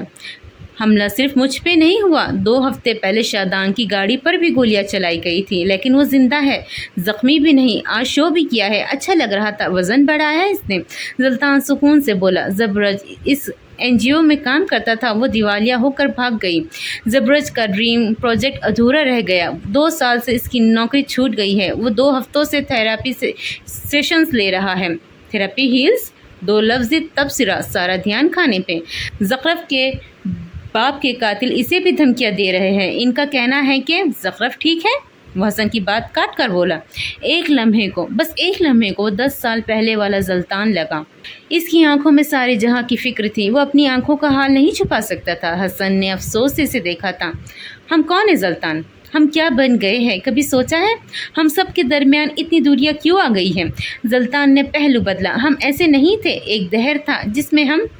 پلیز حسن، میں اس وقت تمہارا لیکچر نہیں سن سکتا، ہر وقت مجھے ہی کیوں سناتے رہتے ہو، کبھی کسی اور دوست سے کیوں کچھ نہیں کہتے؟ میں تم سب کے درمیان آیا تھا اور میں ہمیشہ تم سب کے درمیان آؤں گا۔ دہر کا چکر بدل چکا ہے مگر حسن سلطان آج بھی ویسا ہی ہے، کاش تم ہم سب کے درمیان نہ آئے ہوتے۔ زلطان بڑبڑایا اور اپنی پلیٹ پہ چھک گیا۔ ہاں مگر کھانے سے ذائقہ رفع ہو چکا تھا۔ حسن اسے دیکھتا رہا یہاں تک کہ مناظر بدل گئے۔ باب دہر نے اپنے پٹ جدا کیے اور 10 سال پرانا بھولا بسرا منظر ہماری آنکھوں کے آگے ہیں۔ لندن میں ہر قسم کے کھانے دستیاب ہیں، مگر ان پیزا، برگر اور باقی ہر قسم کی فاسٹ فوڈ کو چھوڑ کر نہاری، کڑھائی پائے، نان، چنے، پالک گوشت بریانی کھانے کا جی چاہے تو کیا لندن آپ کو مایوس کرے گا؟ اوہو، لندن مہمانوں کو مایوس نہیں کرتا۔ لندن کے مضافات میں کئی دیسی ریستوران ہیں جہاں خالص دیسی مرچ مسالوں والے کھانے دستیاب ہیں۔ ایسے ہی ایک ریستوران میں چپکے سے قدم رکھو تو ایک گول میز کی گرد 4 کرسیاں رکھی تھیں جن پہ 4 لوگ بیٹھے تھے۔ چاروں نے اسکول یونیفارم پہن رکھا تھا، گلے میں ٹائی میز پر رکھی تھی جن سے وہ چاروں وقتاً فوقتاً اپنے ہاتھ صاف کرتے تھے۔ اسٹوڈنٹ کارڈ بھی اسی میز پر خوار ہو رہے تھے۔ میز کی طرف نظر اٹھاؤ تو پراٹھے، نان، چنے، سادہ چپاتی، قورمہ، بریانی، آلو گوشت، آلو کی بھجیا رکھی تھی، ساتھ لسی کے بڑے بڑے چاندی کے گلاس۔ انگریزی لباس میں پہنے دیسی کھانا کھاتے وہ چاروں کوئی اور ہی مخلوق لگتے تھے۔ انگلیوں پہ لگے سالن کو انگلیوں سے چاٹ لیتے تھے اور ایک دوسرے سے زیادہ کھا لینے کے لیے زیادہ سے زیادہ اپنی پلیٹ میں نکالتے تھے، ساتھ ہی ساتھ دوسرے کی پلیٹ بھی بھرتے جاتے تھے۔ اور ان چاروں سے ذرا فاصلے پہ رکھی میز پہ ایک سیاہ آنکھوں والا لڑکا بیٹھا تھا۔ گلاس وال کے پار آتے جاتے لوگوں کو دیکھتے ہوئے وہ تمیز اور تہذیب سے پراٹھا اور انڈا کھا رہا تھا۔ بے اختیار اسے اپنے بہنوئی کے بنائے کشمیری پراٹھے یاد آئے۔ کمبخت، منہ سے زہر اگلتا تھا مگر ہاتھوں سے شاہکار بناتا تھا۔ اسے یاد کر کے وہ مسکرایا۔ حسن سلطان یوں ہی بیٹھے بیٹھے ایک ذرا نظر اپنے سے فاصلے پر بیٹھے ان 4 لوگوں پہ بھی ڈال لیتا تھا۔ ان میں سے 2 لوگوں کو وہ جانتا تھا، ایک زلطان کیونکہ صفدر حسین صاحب اس کے باپ میراث سلطان کی اچھی خاصی دوستی رہی تھی، اور دوسری زخرف جس کی ماں سے حسن کے اچھے خاصے تعلقات تھے۔ ایلیٹ کلاس کی فیشن آئیکنز۔ وہ اٹھ کر ان کے پاس نہیں گیا۔ اس کا یہ انداز نہیں تھا۔ مجھے لگا تھا تم پیسے لائے ہوں گے، یہ کیا طریقہ ہے؟ آواز پہ اس نے گردن موڑی۔ شادان حسب توقع بھڑک رہا تھا۔ بھاری بھرکم سی پاکستانی مالکن ان چاروں کو خون اشام نگاہوں سے گھور رہی تھی۔ شادان، پچھلے ہفتے بھی میں نے بل دیا اور مجھے لگا آج تم سب ہو تو یہاں تو مجھے کیا ضرورت ہے والیٹ لانے کی؟ زلطان کا چہرہ مارے شرمندگی کے سرخ پڑ رہا تھا۔ زخرف کو بس نہ چلتا تھا کہ کسی کونے میں چھپ جائے۔ کسی کو اگر فرق نہیں پڑتا تو زبرش تھا۔ اگر اسے کہہ دیتے کہ تم چلو، تم نے برتن دھونے ہیں، تو ہنسی خوشی پیا دیس چلا جاتا۔ تم لوگ پیسے لائے ہو یا نہیں اس سے میرا کوئی تعلق نہیں، مجھے میرے پیسے چاہیے، ورنہ تم سب ابھی مجھے جانتے نہیں۔ مالکن کی آواز پہ وہ تینوں ایک دوسرے کو دیکھنے لگے۔ چوتھا اس وقت باقی بچے کھانے کے ساتھ انصاف کرنے لگا تھا۔ پلیٹ خالی کرنا کب سیکھیں گے اس کے دوست؟ کتنے پیسے ہوئے؟ حسن سلطان اپنی میز سے اٹھ آیا تھا۔ کسی قسم کے دکھاوے کے لیے نہیں، ہاں البتہ سکھائے گئے آداب کے لیے۔ عورت ابھی سے پیسے بتا رہی تھی۔ حسن کا منہ باقاعدہ کھلا تھا۔ 10 سے 12 لوگوں کا کھانا وہ 4 لوگ کیسے کھا گئے تھے؟ اس نے والیٹ سے پیسے نکال کے عورت کی طرف بڑھائے۔ جب شادان نے انڈین سوپ سیریل کے فلاپ ہیرو کی طرح اپنا ہاتھ بیچ ملایا، آس پاس بنا آواز کی دھوم تننن دھیر نہ بجنے لگا۔ کیمرہ مین کا بجٹ نہیں تھا، ورنہ شف کی آواز کے ساتھ ساتھ ایک کردار کا چہرہ بھی دکھایا جاتا۔ تو تم ہمارے باپ لگتے ہو جو بل پے کرو گے۔ باقی تینوں نے برا منایا۔ بھلا ان کے باپوں کو بیچ میں لانے کی کیا ضرورت تھی؟ اگر میری اولاد تم چاروں جیسی ہوتی تو اپنی بیوی پہ کیس کر دیتا اور خود کتا مار پی کر مر جاتا، چوہا مار نہیں ہوتا۔ زبرج پلیٹ سے چہرہ اٹھا کر پہلی بار بولا۔ حسن نے مڑ کر اسے دیکھا، اس کی آنکھوں میں تمسخر تھا۔ تمہیں لگتا ہے تم چاروں جیسی اولاد کے بعد صرف چوہا مار اثر کرے گا؟ آپس کی بات ہے، کتا مار بھی اثر نہیں کرے گا۔ ہاں مگر ایک ہیڈ شاٹ۔ زبرج کی چلتی زبان باقی 3 گھریوں پر رک گئی تھی۔ اس کا علاج تو ہاسپٹل جا کر کریں گے۔ یہ حسن سلطان ہے، بابا کے دوست کا بیٹا۔ زلطان نے ان تینوں سے حسن کا تعارف کروایا، پھر حسن کی طرف سے مسافے کے لیے ہاتھ بڑھایا۔ بابا نے مجھے تم سے ملنے کا کہا تھا۔ آئی ایم سوری، میں وقت نہیں نکال سکا۔ حسن نے اس کا بڑا ہوا ہاتھ تھاما۔ زخرف نے اس کی ہلکی آواز میں ہائے کہا، اور شادان کے دل پہ دوستوں کی یہ پرانی سنگت آئے ہائے کی طرح لگی تھی۔ پیسہ دے کر حسن واپسی میں اپنی میز کی طرف جانے لگا جب زلطان نے اسے روک لیا۔ ہم پرسوں تھیٹر جا رہے ہیں، تم بھی جوائن کرو نا، ہمیں ملتے رہنا چاہیے۔ حسن سے مل کر اسے واقعی اچھا لگا تھا، اور زلطان صفدر اچھے لوگوں کو اپنے پاس سیو کر لیا کرتا تھا۔ اگر یہ تھیٹر آیا تو میں اپنی نس کاٹ لوں گا۔ اپنے دوستوں کے بڑھتے ہوئے التفات دیکھ کر شادان کو غصہ چڑھا۔ سب نے ٹھہر کر ایک نظر اسے دیکھا، پھر زخرف نے اس کی کلائی پکڑی۔ یہاں سے کاٹنا، یہاں سے۔ وہ انگلی سے اس کی کلائی پہ نشاندہی کر رہی تھی۔ یہاں سے کٹ گئی تو زندگی کا کوئی امکان نہیں بچے گا انشاءاللہ۔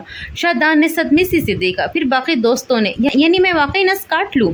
ویسے تو تم مجھے بہت عزیز ہو، لیکن اگر تمہارا یہی آخری فیصلہ ہے تو میں دوستوں کے فیصلے کی عزت کرتا ہوں۔ زلطان نے اس کا کندھا تھپکا، اور اگر ہو سکے تو اپنی ڈینم جیکٹ مجھے دے دینا، اسے میں اس جیکٹ میں اچھا لگتا ہوں، زبرج کی فرمائش۔ زلطان صفدر نے سر جھٹکا اور پھر حسن کو دیکھا، وہ انہیں ہی دیکھ رہا تھا۔ میرے پاس تمہارا نمبر ہے، ایڈریس بھیج دوں گا، زلطان خوش دلی سے بولا۔ آج تم نے پے کیا ہے، تھیٹر کے پاپ کارن اور کافی میں لے آؤں گا، زبرج نے شاہ خرچی۔ تم سے مل کر بہت اچھا لگا حسن، زخرف مسکرا کر بولی۔ شادان اب بہر آلود نظروں سے دیکھ رہا تھا۔ حسن اپنی میز کی طرف جاتے جاتے رکا، مڑ کر اسے دیکھا، آنکھوں میں شیطانی چمک تھی۔ باقی تینوں کا بل بھر دیا، مگر تم پر یہ فیور ادھار رہا، کیونکہ میں تمہارا باپ نہیں، اور نہ ہی مجھ پہ تمہاری نس کاٹنے کی دھمکی اثر کرے گی۔ شادان کا بس نہ چلتا، وقت کو پیچھے لے جاتا اور اس ریستوران پہ آنے پہ لعنت بھیجے۔ اس دن کے بعد بہت کچھ بدل گیا تھا۔ ان چاروں لوگ میں 5ویں کا اضافہ ہو گیا تھا، تھیٹر کے ٹکٹس 5 ہو گئے تھے، میٹرو کی سیٹس 5 ہو گئی تھی، کافی کے کپ 5، پیزا کے ٹکڑے 5 ہوئے تھے، ادھار مانگنے کے لیے ایک فرد بڑھ گیا تھا، پلان میں حصے بٹ گئے تھے، کپڑے مانگنے کے لیے ایک اور وارڈروب بڑھ گئی تھی، خاندان میں ایک فرد کا اضافہ ہو گیا تھا۔ کیا کہتے ہو، حسن کو کال کر لے؟ زخرف کی بات پر دروازہ پار کرتا زبرج تھم گیا، آہستگی سے گردن موڑ کر اسے دیکھا، آنکھوں میں تاریکی تھی، زخرف کی آنکھوں میں امید۔ ہمارا ایونٹ آرگنائزیشن شادان ہوا کرتا تھا نا؟ زبرج کی یاد دہانی پر زخرف کو بہت کچھ یاد آیا تھا۔ تلخی سے سر جھٹکتے ہوئے اس نے حسن کو ویڈیو کال ملائی۔ یہاں سے دور ڈائننگ ہال میں بیٹھے حسن سلطان کا موبائل بجا۔ ایک سرسری سے نگاہ موبائل پہ ڈالتے ہوئے بے اختیار چونک گیا تھا، جلدی جلدی کال اٹینڈ کی۔ زلطان جو پاس کھڑے ہوئے ملازم سے کچھ کہہ رہا تھا، اس نے جو ہی گردن موڑی، حسن کے موبائل کی اسکرین پہ اسے ایک چہرہ نظر آیا۔ وہ تھم گیا، ہر آہٹ تھم گئی، ہر آواز تھم گئی، اس کے قدموں کے نیچے زمین ساکن ہو گئی۔ ایک پل کے لیے وہ سانس نہیں لے سکا تھا۔ اگر اس کے دل پہ ہاتھ رکھ کر دیکھو تو وہ بھی تھما تھا۔ اس کی آنکھوں کی چمک واپس آ گئی تھی، اور وہ چمک جو بس ان سرمئی آنکھوں کو دیکھ کر آتی تھی۔ کیسے ہو حسن؟ لانگ ٹائم نو سی، زخرف کی مسکراتے ہوئے کہہ رہی تھی، مگر اسی پل اس کی نظر زلطان پر پڑی، سارے الفاظ بھول گئے، سارے چہرے ایک دم سے غائب ہوئے تھے، کچھ دکھائی دیا تو بس زلطان، اور اس وقت اگر وہ کچھ نہیں دیکھنا چاہتی تھی تو وہ بھی تھا زلطان۔ کیسی ہو زخرف؟ وہ سنبھل کر بولا، بدقت سانس لی۔ میں ٹھیک ہوں، تم کیسے ہو؟ اس نے چہرے پر ہاتھ پھیرا، بال درست کیے۔ وہ نروس ہوئی۔ تم کیسے ہو زبرج؟ اب وہ چوکٹے میں ابھرنے والے دوسرے چہرے سے پوچھ رہا تھا۔ حال احوال کے بعد ان سب کے پاس کہنے کو کچھ نہیں بچا تھا، بس حسن تھا جو کہنے کی کوشش کرتا تھا۔ زبرج خاموشی سے بیٹھا تھا، جبکہ حسن نے ہی کہنا شروع کیا۔ میں شادان کو بھی کال پہ لا رہا ہوں، کہتے ہوئے اس نے ایک اور کال ملائی۔ کوسوں دور اپنے کمرے کی بالکنی میں ریلنگ پہ ہاتھ جمائے کھڑے شادان کا فون بجا تو خیالوں کی رو سے باہر آیا۔ پینٹ کی پاکٹ سے موبائل نکال کر اس نے نمبر دیکھا تو اسے اچنبھا ہوا، وہ دونوں میں تو اچھے ٹرمز پہ نہیں تھے، پھر یہ کال؟ گہری سانس بھرتے کال اٹینڈ کرتے ہوئے سنگل صوفے پہ آ بیٹھا۔ اسکرین کے چوکھٹے میں اسے 4 لوگ نظر آئے۔ خوشی ہونے کے بجائے اس کے چہرے پہ طنز تھا، 1000 باتیں تھی، 1000 طنز، 1000 گلے شکوے تھے، اس نے دل میں رکھے اور دل کرتا رہا۔ میرا خیال ہے ہم مل لیں، ہم سب۔ چند دن کا ناردرن ایریا کا ٹور کیسا رہے گا؟ زخرف نے ایک بار پھر کچھ کہنا چاہا۔ میں مصروف ہوں، زلطان بولا۔ ایک دن کے لیے اندرون لاہور کی سیر؟ شادان تمہارے لیے تو گولڈن چانس ہے، دیسی کھانوں کے بہت شوقین تھے نا تم؟ حسن بولا۔ وقت گزر گیا، شوق بدل گیا، جو تھا ماضی میں رہ گیا، وہ تلخی سے بولا۔ زخرف کی رنگت بجھنے لگی، اسے ان لوگوں کو یوں اچانک کال نہیں کرنی چاہیے تھی۔ ماضی کی راکھ پھیلاؤ ذرا، کیا معلوم کچھ نکل آئے؟ کوئی شوق، کوئی گلہ، کوئی کارنامہ؟ زلطان کا بس نہ چلتا تھا اس کی گردن تک اپنا ہاتھ لے جائے۔ قصہ تو حال کا بھی کوئی مختلف نہیں ہے، لوگ کہتے کچھ ہے، کرتے کچھ ہے اور بتاتے کچھ ہے۔ ان دونوں کے درمیان حالت سنگین ہونے لگے تھے۔ حسن بے بسی سے انہیں دیکھتا رہا، کاش اس کے بس میں ہوتا تو وہ باب دہر کھولتا، 10 سال پیچھے سفر کرتا اور وہاں اس ریسٹوران میں بیٹھے ان 4 لوگوں کو نظر انداز کر کے چلا جاتا۔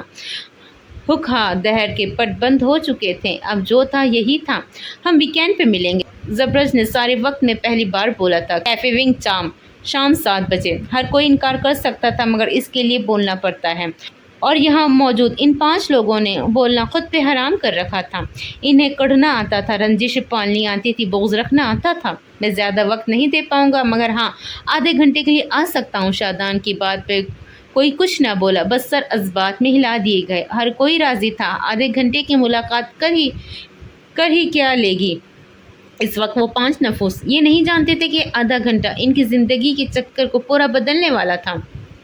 وہ نہیں جانتے تھے یہ آدھا گھنٹہ دہر کے اس باب کو کھول دے گا جسے وہ چاہ کر بھی بند نہیں کر پائیں گے۔ بس ایک آدھا گھنٹہ، صرف ایک آدھا گھنٹہ۔ 2 دن بعد 7 جنوری باب دہر کھلنے کے چند گھنٹے قبل سیاہ رنگ کی لمبی لینڈ کروز کو چمچماتے شیشوں میں اس شاہراہ کے ہر کیفے، شاپ، ریسٹورانٹ کا عکس بن اور مٹ رہا تھا۔ گاڑی کے اندر ڈرائیونگ سیٹ پر سید شادان شاہ براجمان تھا۔ گندمی رنگت ہلکی سی دھوپ پڑنے پر دمک رہی تھی۔ اسٹیئرنگ وہیل تھامے ہوئے وہ ہاتھ کی کلائی میں بندھی گھڑی ذرا سی ڈھیلی تھی۔ اسے کلائی قید کرنا پسند نہیں تھا مگر مہنگے سامان اپنے وجود پر بے حد پسند تھے، سو جہاں ملتی جتنی ملتی یونیکوینسز چرا لیا کرتا تھا۔ تھوڑی دیر بعد اس کا موبائل بجنے لگا۔ اماں کالنگ۔ اسکرین پہ جگمگاتے الفاظ کو دیکھ کر وہ ہلکا سا مسکرایا۔ مسکرانے پر اس کے ایک گال میں گڑھا بنتا تھا۔ کال اٹینڈ کر کے موبائل گاڑی کے اسپیکر کے ساتھ جوڑ دیا جس میں سے اسے اب کسی کی خفا سی آواز گونجنے لگی۔ بغیرت دل تو کرتا تی تو کھے جونتا ہنڑا سونگ گنڑا ہک، بغیرت دل تو کرتا ہے تجھے 100 جوتے ماروں اور گنوں ایک۔ وہ کوئی ادھیڑ نسوانی آواز تھی، نہ حال نہ احوال، سیدھا جھاڑ۔ مجھے پہلے ہی خبر ہوئی تو ہاں جی گنتی خراب ہے، مجھے پہلے ہی پتا تھا کہ آپ کی گنتی خراب ہے، وہ مزے سے بولا، اور دوسری طرف عورت کو مزید آگ بگولا ہو گئی۔ شادان، تمہاری عمر میں میرے اور تمہارے ابا کے 3 بچے تھے، انہوں نے جیسے انہیں شرم دلانی چاہیے ہو۔ میں جب کال کر کے درمیان میں شادی کا ٹاپک چھوڑتی ہوں تو تم نیٹ ورک کا بہانہ کر دیتے ہو۔ شادی سے کس کم وقت کو انکار ہے اماں؟ وہ گاڑی چلاتے ہوئے کہہ رہا تھا، مسئلہ لڑکی کا ہے، جب مل گئی تو کر لیں گے۔ لمبی مصروف شاہراہ پر ایک کیفے کے سامنے وہ گاڑی روک چکا تھا۔ دوسری طرف ایک پل کے لیے خاموشی چھا گئی۔ شادان کے چہرے پر بھی اب کچھ دیر پہلے والی جاذبیت نہیں رہی تھی، کچھ تھا جو درمیان میں آ گیا تھا۔ 3 سال ہو گئے بچہ، اور کتنا عرصہ اسے ڈھونڈو گے؟ وہ سنبھل کر بولی، صرف 3 سال ہی تو ہوئے ہیں اماں، کم از کم 30 تو ہونے دے، اتنی جلدی اس پہ گیو اپ کر دوں؟ وہ ہلکا سا مسکرایا، اس کی آنکھیں نہ مسکرا سکی۔ دل کا ایک زخم سا تھا جو ایک بار پھر ادھڑ گیا تھا۔ 30 سال لمبا عرصہ ہوتا ہے، خود پر اتنا ظلم نہ کرو، نرم سی تنبیہ۔ شادان گاڑی سے اتر کر آیا، موبائل کان سے لگائے۔ اب وہ کیفے کا شیشہ کے دروازہ پار کر رہا تھا۔ ملٹری گرین رنگ کے شرٹ اور اوپر ڈینم جیکٹ اور اس کے ساتھ شرٹ کی ہم رنگ جینز پہنے مرد کا عکس شیشوں میں بن رہا تھا۔ آپ نہیں سمجھ سکتی اماں، میں 30 سال اس کا انتظار تو کر سکتا ہوں مگر ان 30 سالوں کے پورے ہونے کے قبل کسی کو اپنا انتظار نہیں کروا سکتا۔ وہ آس پاس دیکھے بغیر چلتا ہی جا رہا تھا، شاید وہ اپنا مطلوبہ میز ڈھونڈ رہا تھا۔ اب سراؤں کے حصول میں جانے والے واپس نہیں آئے شادان؟ شکر ہے، پھر میں ایک انسان کے پیچھے ہوں۔ وہ ڈھیٹ مسکرایا۔ وہ نہیں ملے گی اب کہ انہوں نے کہہ ڈالا۔ شادان کے دل پہ جیسے کسی نے پیر رکھ دیا ہو۔ اس کی مسکراہٹ سمٹ گئی۔ پھر ایک بات سمجھ لے، اگر شادان کے لیے وہ نہیں تو شادان کسی کے لیے نہیں، قطعی لہجے میں کہہ کہ وہ زینے سے طے کرتا اوپر آیا اور بالکنی میں رکھی میز پر آ بیٹھا۔ یہاں 2 میزوں کی جگہ تھی۔ یہاں سے نظر آتا منظر بے حد خوبصورت تھا۔ بالکنی کی گرل سے لٹکتی بیلیں اور دونوں طرف دیوار پہ لگے رنگ برنگے گملے اس جگہ کو ایک ایستھیٹک سا نظارہ دیتے تھے۔ میں نے تمہارے لیے بہت اچھی لڑکی دیکھی ہے، ایک بار اس سے مل تو لو۔ وہ مصر ہوئی۔ شادان مسکرائے۔ اماں، یہاں نیٹ ورک کا مسئلہ آ رہا ہے، میں بعد میں بات کرتا ہوں۔ دوسری طرف اماں نے باقاعدہ اسے القابات سے نوازا۔ وہ جانتا تھا۔ موبائل میز پر رکھ کر وہ سیدھا ہو بیٹھا، آس پاس نظر دوڑائی۔ اس کا پسندیدہ ویٹر اسی کی طرف آ رہا تھا۔ جس جگہ وہ بیٹھا تھا وہاں دیوار پر سبز بیلوں کے ساتھ رنگین چھوٹے چھوٹے گملے ٹنگے تھے جس میں کیکٹس کے پودے تھے۔ گملوں کے اوپر اسٹکی نوٹس لگے تھے جن پر مختلف عبارات لکھی تھیں۔ Espresso double shot, right? Waiter اس کے پاس کھڑے ہو کر مسکرا کر پوچھ رہا تھا یا پھر بتا رہا تھا؟ آج چائے پلا دو، وہ بڑی بے تکلفی سے بولا۔ ساتھ ایک آس سے اسے دیکھا، اور وہ دوبارہ آئی تھی کیا؟ آس؟ اور امید کا ایک ٹمٹماتا دیا جو اس کی آنکھوں میں جل بجھ رہا تھا وہ نہیں آئی۔ بیری نے مایوسی سے کہا، آ جائے گی۔ وہ ہنوز مسکراتا رہا مگر آنکھوں میں وہ چمک ماند پڑ گئی۔ جاؤ چائے لے آؤ۔ ساتھ اس نے جھک کر اس کی اسٹیکی نوٹ پہ کچھ لکھا اور جب تک وہ چائے لے آیا تب تک وہ 3 نوٹس تیار کر چکا تھا۔ وہ آئے تو اسے یہ دے دینا۔ شادان نے وہ نوٹ اس کی طرف بڑھایا۔ صرف وہی تھا جو اس کا رازدار تھا جس نے 3 سال قبل اس لڑکی کو دیکھا تھا جو شادان کے انتظار کا گواہ تھا۔ چائے رکھ کر وہ وہاں کھڑا رہا۔ شادان نے نگاہیں اٹھا کر اسے دیکھا۔ کپ خالی کرنے تک یہی رہو گے کیا؟ انداز میں سرد موری نہیں تھی، وہ بہت نارمل تھا۔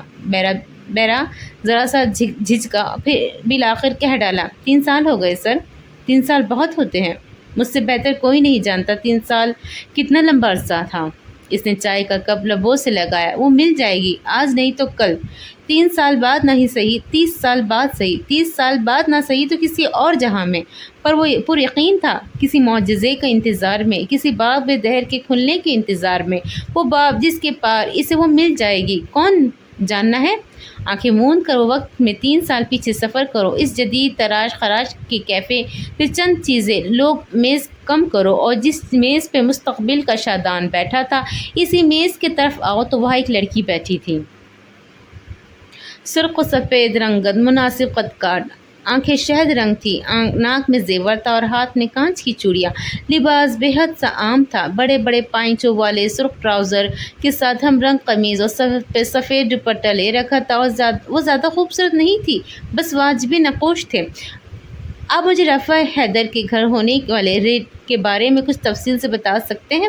وہ اپنے سامنے بیٹھے ایک لڑکے سے پوچھ رہی تھی۔ بیلوں والی دیوار کے دوسری طرف بیٹھے شادان نے لڑکی کی آواز پہ اسے مڑ کر دیکھا۔ وہ اس کی بوریت دور کرنے کا سامان مل چکا تھا۔ آپ اس وقت وہاں رپورٹ کر رہے تھے نا؟ میرا ایک کیریکٹر ہے، وہ بھی اس طرح ایک جگہ ریڈ میں شامل ہوتا ہے، یعنی وہ نیب وغیرہ سے نہیں ہوتا، وہ بس ایک عام سا رپورٹر ہوتا ہے اور ایک جگہ ریڈ میں شامل ہو جاتا ہے۔ ہاتھ اٹھا کر بول رہی تھی۔ اس کی ہر حرکت کے ساتھ اس کی چوڑیاں ہلنے لگتی اور شور سا پیدا ہوتا تھا۔ کافی پھینٹتے شادان کے ہاتھ ایک دم ساکت ہوئے۔ وہ اس وقت صرف ان چوڑیوں کی آواز سننا چاہتا تھا۔ تو مجھے سمجھ نہیں آ رہا کہ ریڈ سے ایک جرنلسٹ کا کیا تعلق؟ کیا میں اسے کسی طرح اس منظر میں فٹ کر سکتی ہوں؟ وہ ازحد پریشان، ایکسائٹڈ اور نروس نظر آ رہی تھی۔ لکھاریوں کے مسئلے لڑکا سوچ میں پڑا۔ آپ نے اپنے کردار کو جرنلسٹ ہی کیوں رکھنا ہے؟ اب ایسا کریں کہ اسے پولیس میں بھرتی کر دیں۔ مشورہ دے کر وہ سینڈوچ کھانے لگا۔ اب اپنے کردار میں آپ سے پوچھ کر ڈرافٹ کروں گی۔ وہ یکدم تنک کر بولی۔ شادان کہا مار کر ہنس پڑا۔ لڑکی نے باقاعدہ گردن گھما کر ناگواری سے اسے دیکھا تھا۔ شادان نے ہاتھ اٹھا کر معذرت کی ہو جیسے، پھر چہرہ موڑ لیا۔ اصل میں نے 2 قسطیں شائع کر دی ہیں۔ اب کی وہ ذرا تحمل سے بولی۔ اس کے سامنے بیٹھا لڑکا اس بات سے زیادہ دلچسپی اس کے چہرے میں رکھتا تھا۔ ان 2 قسطوں میں ایک ہیرو ایک جرنلسٹ ہے۔ اب ظاہر ہے میں یہ چیز بدل نہیں سکتی اور میرے ہیرو کو اس ریڈ میں جانا ضروری ہے، کیونکہ وہاں جاتا ہے اور جس کے گھر میں ریڈ ہوتا ہے وہ افسر بعد میں اس کی اپنی سبکی کا انتقام لیتا ہے۔ اب آپ بتائیں، آپ اس افسر کے گھر خود گئے تھے یا پھر وہ سیاسی پروٹوکول ہوتا ہے؟ وہ سوال پوچھ کر اب دونوں ہاتھوں کو باہم ملائے جواب کی منتظر تھی۔ اسد عابد نامی وہ صحافی نہایت سکون سے چاکلیٹ کوکیز کھا رہا تھا۔ لڑکی سوچ چکی تھی کہ اپنے ایک کردار کو اس بے قدر بے حسی سے کوکیز کھاتے ہوئے ضرور لکھے گی۔ مس حنظلہ احمد زئی، آپ کی ہیروئن کیسی ہے؟ کیا وہ خوبصورت ہے آپ کی طرح؟ وہ اس آدمی کو دیکھ کر رہ گئی۔ وہ اسے کیا پوچھنا چاہ رہی تھی اور وہ کیا بتا رہا ہے؟ اس کے چہرے پہ پل بھر میں سرخ ہوا مگر وہ مٹھیاں بھیج گئی۔ ترچھے رخ پہ شادان بیٹھا اس کے ہر انداز کو نوٹ کر رہا تھا۔ وہ جاننا چاہتا تھا کہ اس لڑکی کی برداشت کی حد کیا ہے۔ میری ہیروئن کے خوبصورت ہونے سے آپ کا کیا تعلق ہے اور میری جیسی ہونے سے کیا تعلق؟ اسد عابد مسکرایا اور سینڈوچ کی پلیٹ اپنی طرف کھسکا لی۔ ویسے ہی جنرل نالج کے لیے پوچھ رہا ہوں۔ اصل میں صحافی میرے جیسا ہے نا؟ تو ہیروئن؟ مسٹر عابد، آپ کی وہ بولی تو اس کا لہجہ مختلف تھا، کچھ سخت سا۔ دعا نے جب مجھے آپ کا کانٹیکٹ نمبر دیا تب اس نے مجھے باور کروایا تھا کہ آپ شریف اور مہذب آدمی ہیں۔ میں چاہتی ہوں کہ جب وہ پوچھے تو میری ملاقات آپ سے کیسی رہی تو میں اسے بتاؤں کہ وہ ٹھیک تھی۔ اب آپ کیا چاہتے ہیں کہ میں اسے کیا بتاؤں؟ دعا آپ کی کزن ہے نا؟ اسد نے سینڈوچ کا ٹکڑا کس طرح نگلا تھا یہ وہی جانتا تھا۔ شادان کی دلچسپی اس لڑکی میں مزید بڑھ گئی۔ آج پہلی بار وہ کافی سے زیادہ کسی انسان میں دلچسپی لینے لگا۔ جی آپ صحیح کہہ رہی ہیں مس حنزلہ، میں بس مذاق کر رہا تھا، وہ سنبھل کر بولا۔ سینڈوچ سے ہاتھ کھینچ لیا۔ پوچھے آپ کیا پوچھنا چاہتی ہیں؟ حنزلہ نے سپاٹ انداز میں اپنا سوال دہرایا۔ شادان نے اپنی ہلکی بڑی ہوئی شیو کھجائی، آنکھیں چھوٹی کر کے اس نے ان دونوں کو دیکھا، گردن ڈھلکا دی تھی۔ اس کے شیطانی دماغ میں کسی کی برداشت آزمانے کا کیا خیال آیا؟ وہ اپنی جگہ سے اٹھا، کافی کا مگ ہاتھ میں تھا۔ ٹک ٹک ٹک میز کے دائیں طرف رک کر اس نے ہتھیلی کی پشت کو میز پہ بجایا۔ میز پہ بیٹھے مصنف اور جرنلسٹ دونوں بیک وقت میں چہرہ اٹھا کر اسے دیکھا۔ اسد عابد گڑبڑا کر اٹھ کھڑا ہوا۔ کیا تکلیف ہے آپ کو؟ وہ پھاڑ کھانے والے انداز میں بولی۔ کافی دیر سے آپ کی آنکھیں قابو میں نہیں آ رہی تھی اور اب ہاتھ؟ شادان سر آپ؟ اسد کا لہجہ ڈھیر سارے روب کے زیر اثر تھا۔ حنزلہ بس انہیں دیکھ رہی تھی، اس کی نظریں پینڈولم کی مانند گھوم رہی تھی۔ تم اس طرح آفس کی باتیں سیکرٹس اپنی کسی ڈیٹ کو سناتے ہو؟ وہ ڈیٹ پہ زور دے کر بولا۔ مصنفہ کا چہرہ سرخ ہوا۔ زبان سنبھال کر، حنزلہ کی بات آدھے میں رہ گئی۔ میں اپنے جونیئر سے بات کر رہا ہوں مس، آپ خاموش رہے۔ وہ اسے نہیں دیکھ رہا تھا، بس اسد کو دیکھ رہا تھا۔ یوں ہی اسے دیکھتے ہوئے اسد کی چھوڑی ہوئی کرسی پر آ بیٹھا، ٹانگ پہ ٹانگ جما لی۔ شادان سر اصل میں یہ میری کزن کی دوست ہے، بہت قابل رائٹر ہے، ان کو کچھ ڈیٹیلز چاہیے تھی تو تم نے سوچا کیوں نہ آفس کے سیکرٹس اور سیاسی پروٹوکول کسی بے حد قابل عزت افسر کے گھر پہ ہونے والی ایک بے مقصد ریڈ کی تفصیل سنا دی جائے۔ وہ افسر کتنا قابل عزت ہے یہ ہم سب جانتے ہیں، اور آپ کا تعلق جس شعبے سے ہے وہ بھی ہم جانتے ہیں، لہٰذا آپ اپنا کام کریں اور مجھے میرا کام کرنے دیں۔ وہ تیز بولتے ہوئے اسد کی طرف مڑی۔ ہم کہیں اور چل سکتے ہیں اسد صاحب؟ یہاں کچھ غیر ضروری اور ڈھیٹ لوگ آ چکے ہیں، آخری بار شادان کو دیکھتے ہوئے کہی۔ وہ دل کھول کر مسکرائے، جیسے اپنی تعریف پسند آئی ہو۔ بازو سینے پہ باندھے فرصت سے اس اسد عابد کو دیکھا۔ آپ ان کو مزید تفصیلات دینا چاہتے ہیں؟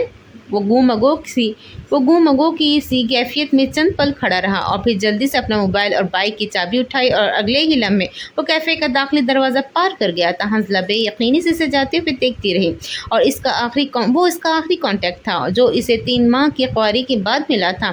اس سے 15 دن بعد قسط شائع کرنی تھی، اور جو ہوا تھا وہ اسے پروسیس نہیں کر سکی۔ آئندہ کسی ریلائبل انسان سے رابطہ کرنا، اور تم ایسا کیسے کر سکتے ہو؟ اس کی نظریں داخلی دروازے پر ٹکی تھی اور آنکھوں میں کچھ کرب سا جو جسے کوئی لکھاری سمجھ سکتا تھا، جس کا مسودہ ادھورا ہو اور اس سے اس کی سیاہی چھین لی گئی ہو۔ وہ میرا آخری کانٹیکٹ تھا۔ اس نے شادان کی طرف دیکھا، اس کے لہجے میں کچھ تھا جس نے ایک پل کے لیے شادان کے لب مقفل کر دیے۔ وہ تو بس مذاق کر رہا تھا۔ ہم ایمرجنگ رائٹرز کو کیا جھیلنا پڑتا ہے جانتے ہو؟ اپنے آپ کو اس ملک میں منوانے کے لیے جہاں صرف 3-4 لکھاریوں کا کام پڑ جاتا ہے، ہم وہاں اتنا لکھتے ہیں کہ ہاتھ گھس جائے، اور شاید ہم تب تک کسی کو نظر آ جائے، اتنا کہ راتوں کی نیند ختم ہو جائے، اتنا کہ ہم اپنی کتاب پہ ٹکے کا یہ فائدہ نہ لے سکے کہ اتنا ہر مسودے پہ بیکار 3rd کلاس کے ٹھپے سن لیں۔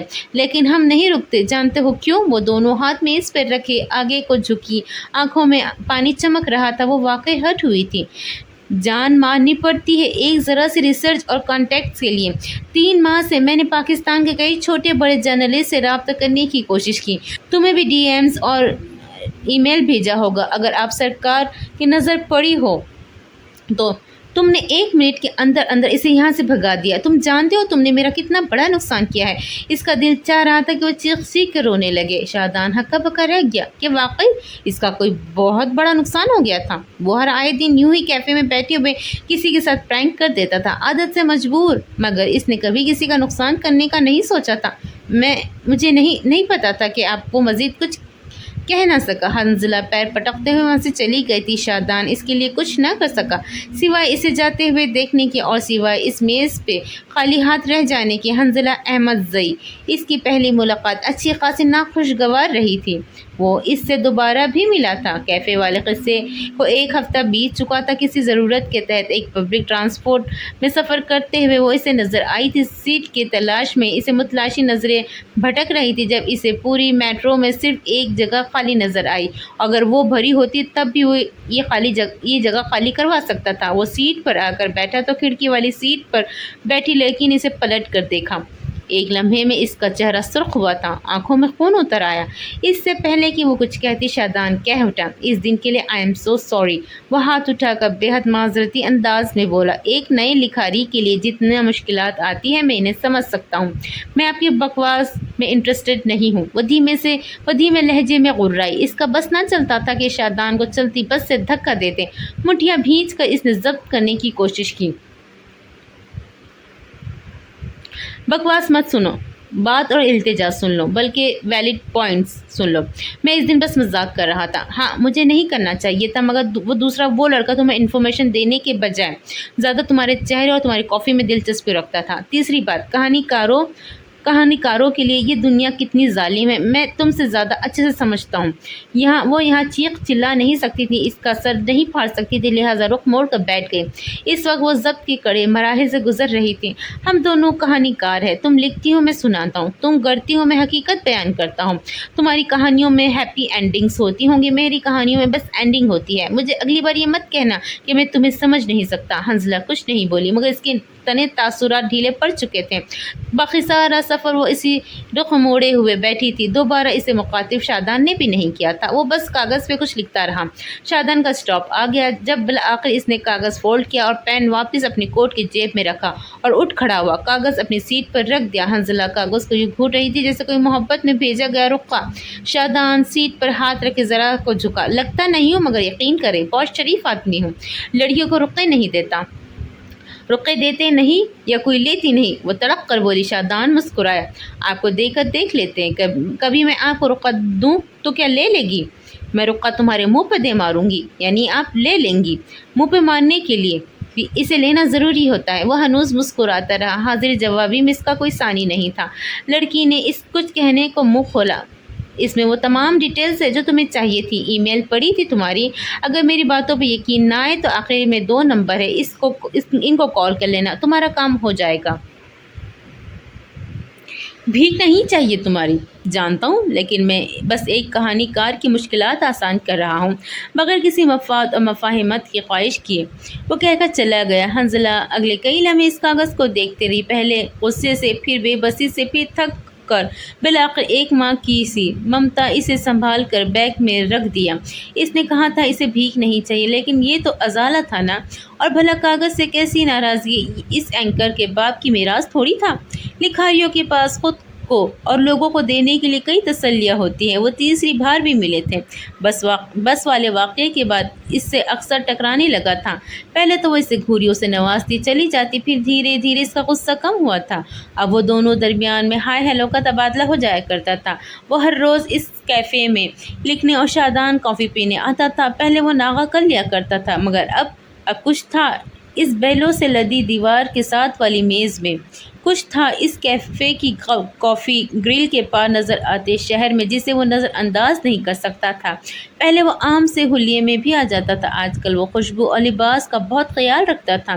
ایک احساس جو اس لڑکی کی موجودگی سے ہو گیا تھا، ایک وجدان سا جس نے شادان شاہ کی سماعتوں میں محبت نامی گیت کو محفوظ کر ڈالا تھا، ایک حفاظتی حصار سا جس نے اس کے دل کے گرد پہرہ ڈال دیا اور وہ اس پہرے سے جان نہیں چھڑانا چاہتا تھا۔ اس روز بھی وہ لیپ ٹاپ پہ کچھ لکھتے ہوئے رک جاتی تھی، پھر لکھتی، پھر رک جاتی، کبھی اسکرین گرا دیتی، کبھی آس پاس دیکھنے لگتی۔ اسی پر اس کی نظر داخلی دروازے پر موبائل پر انگلیاں چلاتے ہوئے اندر آتے شادان پر پڑی۔ وہ مسکرایا۔ حنزلہ نے بھی مسکرانے کی کوشش کی، مگر ناکام۔ وہ کبھی بھی اس کے پاس خوامخواہ نہیں گیا تھا، مگر اس روز وہ چلا گیا۔ شاید آج وہ خوامخواہ نہیں گیا تھا۔ اس روز دونوں نے اس ناول کے متعلق ڈھیر ساری باتیں کی تھی۔ اپنے آفس سے آنے والی ہر کال اس نے اگنور کی تھی، یہاں تک اس نے اپنی سیکرٹری کے دھڑا دھڑ میسج آنے لگے تھے۔ 10 منٹ میں شو آن ایئر جانے والا تھا سر، آپ کہاں ہیں؟ سر کیا بتاتے، وہ ایک کیفے میں بیٹھی ایک مصنفہ کے دکھ سن رہے تھے۔ مسئلہ یہ تھا کہ رائٹر صاحبہ کو اپنی لکھی کہانی میں کیمسٹری نظر نہیں آ رہی تھی، اور اگر رائٹر کو اپنی کہانی میں جھول نظر آ رہا ہے تو ساری دنیا اس کی تعریف کر دے، وہ تو تعریف کو دل پہ نہیں لیتا۔ جی ماشاءاللہ، بہت ڈھیٹ ہوتے ہیں لکھاری، شو کینسل کر دو یا پھر جو مرضی کر لو، میں نہیں آ رہا، ٹکا سا جواب لکھ کر بھیجا۔ اس کی سیکرٹری باقاعدہ غش کھاتے کھاتے گری ہوگی۔ اتنا غیر پروفیشنل جواب! سر آپ اس طرح بغیر کسی وجہ کے شو کینسل نہیں کر سکتے۔ شادان نے ایک نظر اس میسج کو دیکھا، دوسری نظر اس لیپ ٹاپ پر کھلے مسودے جو اسے پڑھنے کے لیے دیا گیا تھا، اس کی اگلی نظر ہانی یعنی چند گھنٹوں میں وہ اسے نک نیم دے چکا تھا کی طرف اٹھی۔ وہ جس بے چینی اضطراب سے اسے دیکھ رہی تھی، وہ شو تو کیا کریئر بھی کینسل کر سکتا تھا۔ وجہ تو ہے جسے تم سمجھ نہیں سکتی، اور شاید میں بھی نہیں۔ اس نے میسج بھیج کر موبائل آف کر دیا اور پھر مکمل انہماک سے اس مسودے کو پڑھنے لگا۔ قسط کی آخری سطر پڑھتے ہوئے اس کی آنکھوں میں ستائش تھی۔ ہیروئن فرینچ تھی اور ہیرو پاکستانی۔ اس فرینچ مکالمے اس کی خوبصورتی سے لکھے گئے شادان دنگ رہ گیا۔ تمہیں فرینچ آتی ہے؟ اس نے حنزلہ سے پوچھا۔ مجھے فرینچ حفظ ہے، بہت پسند ہے مجھے یہ زبان۔ شادان مسکرایا اور دوبارہ پڑھنے لگا۔ اگر یہ کیمسٹری نہیں تو پھر دنیا میں کیمسٹری نامی کوئی چیز ہی نہیں۔ آخری سطر پڑھتے ہوئے اس نے فرینچ میں کہا، اس کا حرف سچ تھا، بغیر کسی بناوٹ کے۔ لکھاریوں کو الفاظ لہجے بن کے سنائی دیتے ہیں۔ یہ وہ مخلوق ہے جو سچ ہونٹوں سے نہیں، آنکھوں اور چہروں کی تاثر سے جان لیتے ہیں۔ ہانی سچ جان چکی تھی۔ تمہیں فرینچ آتی ہے؟ وہ حیران ہوئے بغیر نہ رہ سکی۔ مجھے فرینچ حفظ ہے، وہ اس کی آنکھوں میں دیکھتے ہوئے بولا۔ یہ پرفیکٹ ہے ہانی، فکر کرنا چھوڑ دو، اس کا مسودہ پرفیکٹ تھا۔ آج اسے شادان اتنا برا نہیں لگا جتنا پہلے لگا کرتا تھا۔ اس شام انہوں نے اس ناول، اس کے اگلے ناول اور اس کے اگلے 5 سالوں کی کہانیوں کے متعلق بہت ساری باتیں کی تھی۔ ایک پرائم ٹائم شو کرنے والا اینکر اپنی شو کینسل کر کے ایک گمنام لکھاری کے مسودے کے جھول کو درست کر رہا تھا۔ کافی کا عادی وہ چائے کے کپ پی رہا تھا۔ مورخ کو چاہیے تھا کہ اس واقعے کو تاریخ کے پنوں میں درج کرے، کبھی نہ مٹنے کے لیے، اور پھر وہ آخری بار بھی ملے تھے، شاید کبھی نہ ملنے کے لیے۔ پورے 3 ماہ اس کیفے میں ہر روز ملتے رہے۔ یہ بھی اسی طرح کا عام سا دن تھا۔ وہ لیپ ٹاپ میز کے سامنے رکھے کھٹا کھٹ کچھ ٹائپ کر رہی تھی۔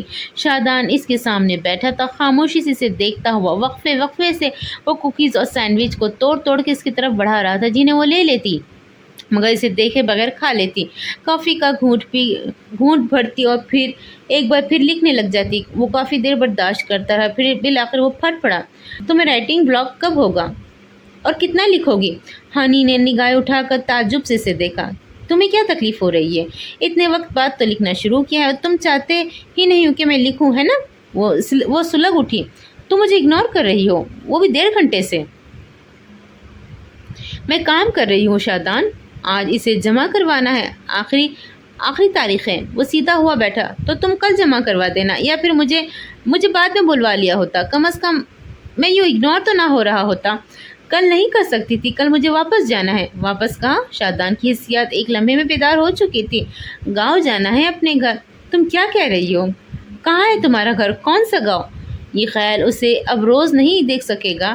اس خیال نے ہی شادان کے رگ و پے میں بے چینی بھر دی تھی۔ سب بتاتی ہوں، تم پہلے مجھے یہ بتاؤ، تمہارا آج کا شو، تم نے اس میں مدثر رزاق کو بلوایا ہے نا؟ یکدم اس نے لیپ ٹاپ سے نگاہیں ہٹا کر شادان کے چہرے پر جمائی۔ وہ کہتا ہے کہ اس کا کسی ملک دشمن سرگرمی سے کوئی تعلق نہیں۔ تم اسے ثابت کر پاؤ گے؟ تمہارے پاس کوئی لیڈ ہے؟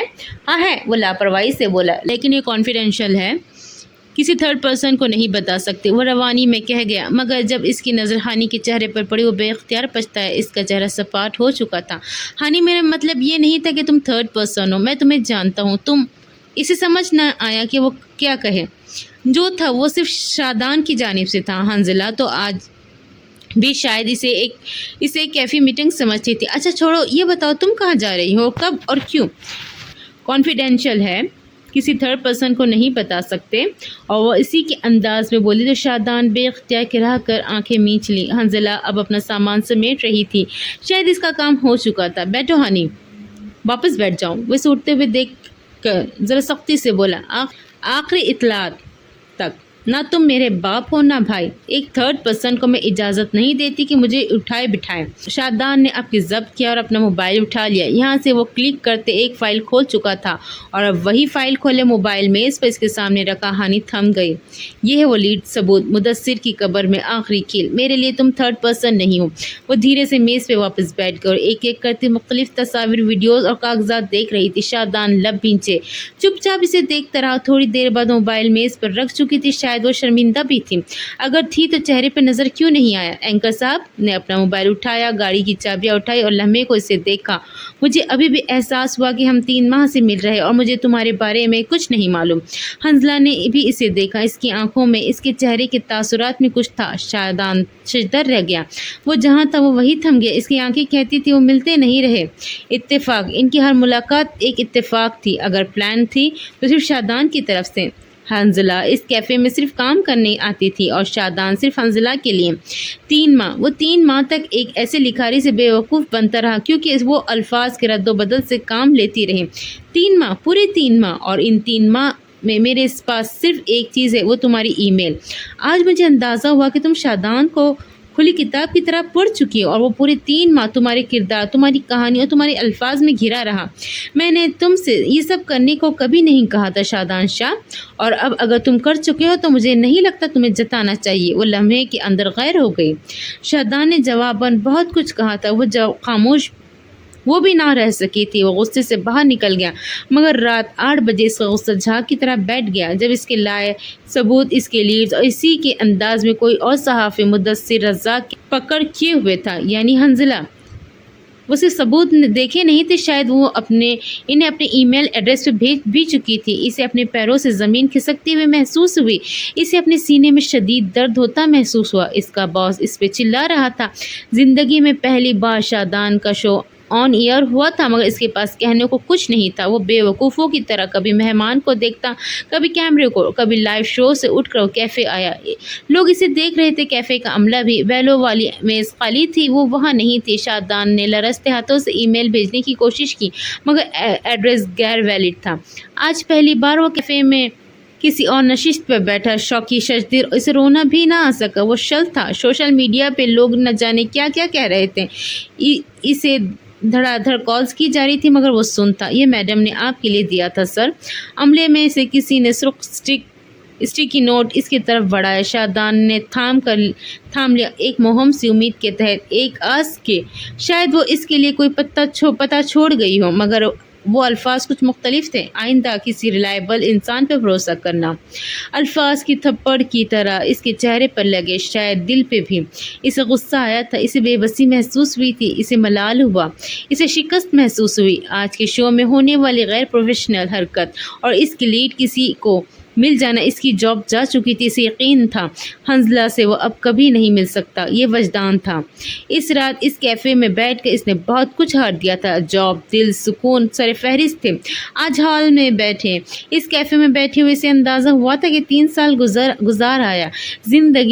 زندگی نے اسے ان 3 سالوں میں سب واپس دیا تھا، کام، شہرت، مقام۔ اگر کچھ نہیں دیا تھا تو وہ حنزلہ تھی۔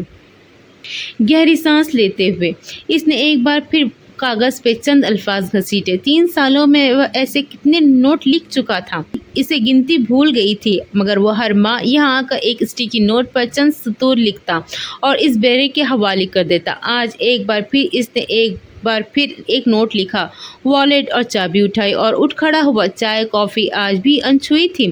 آج ایک بار پھر اس کیفے سے باہر جاتے ہوئے اس کا دل بھاری تھا، بے حد بھاری۔ ہر گزرتا دن اس کے دل کے زخم ہرے کر دیتا تھا۔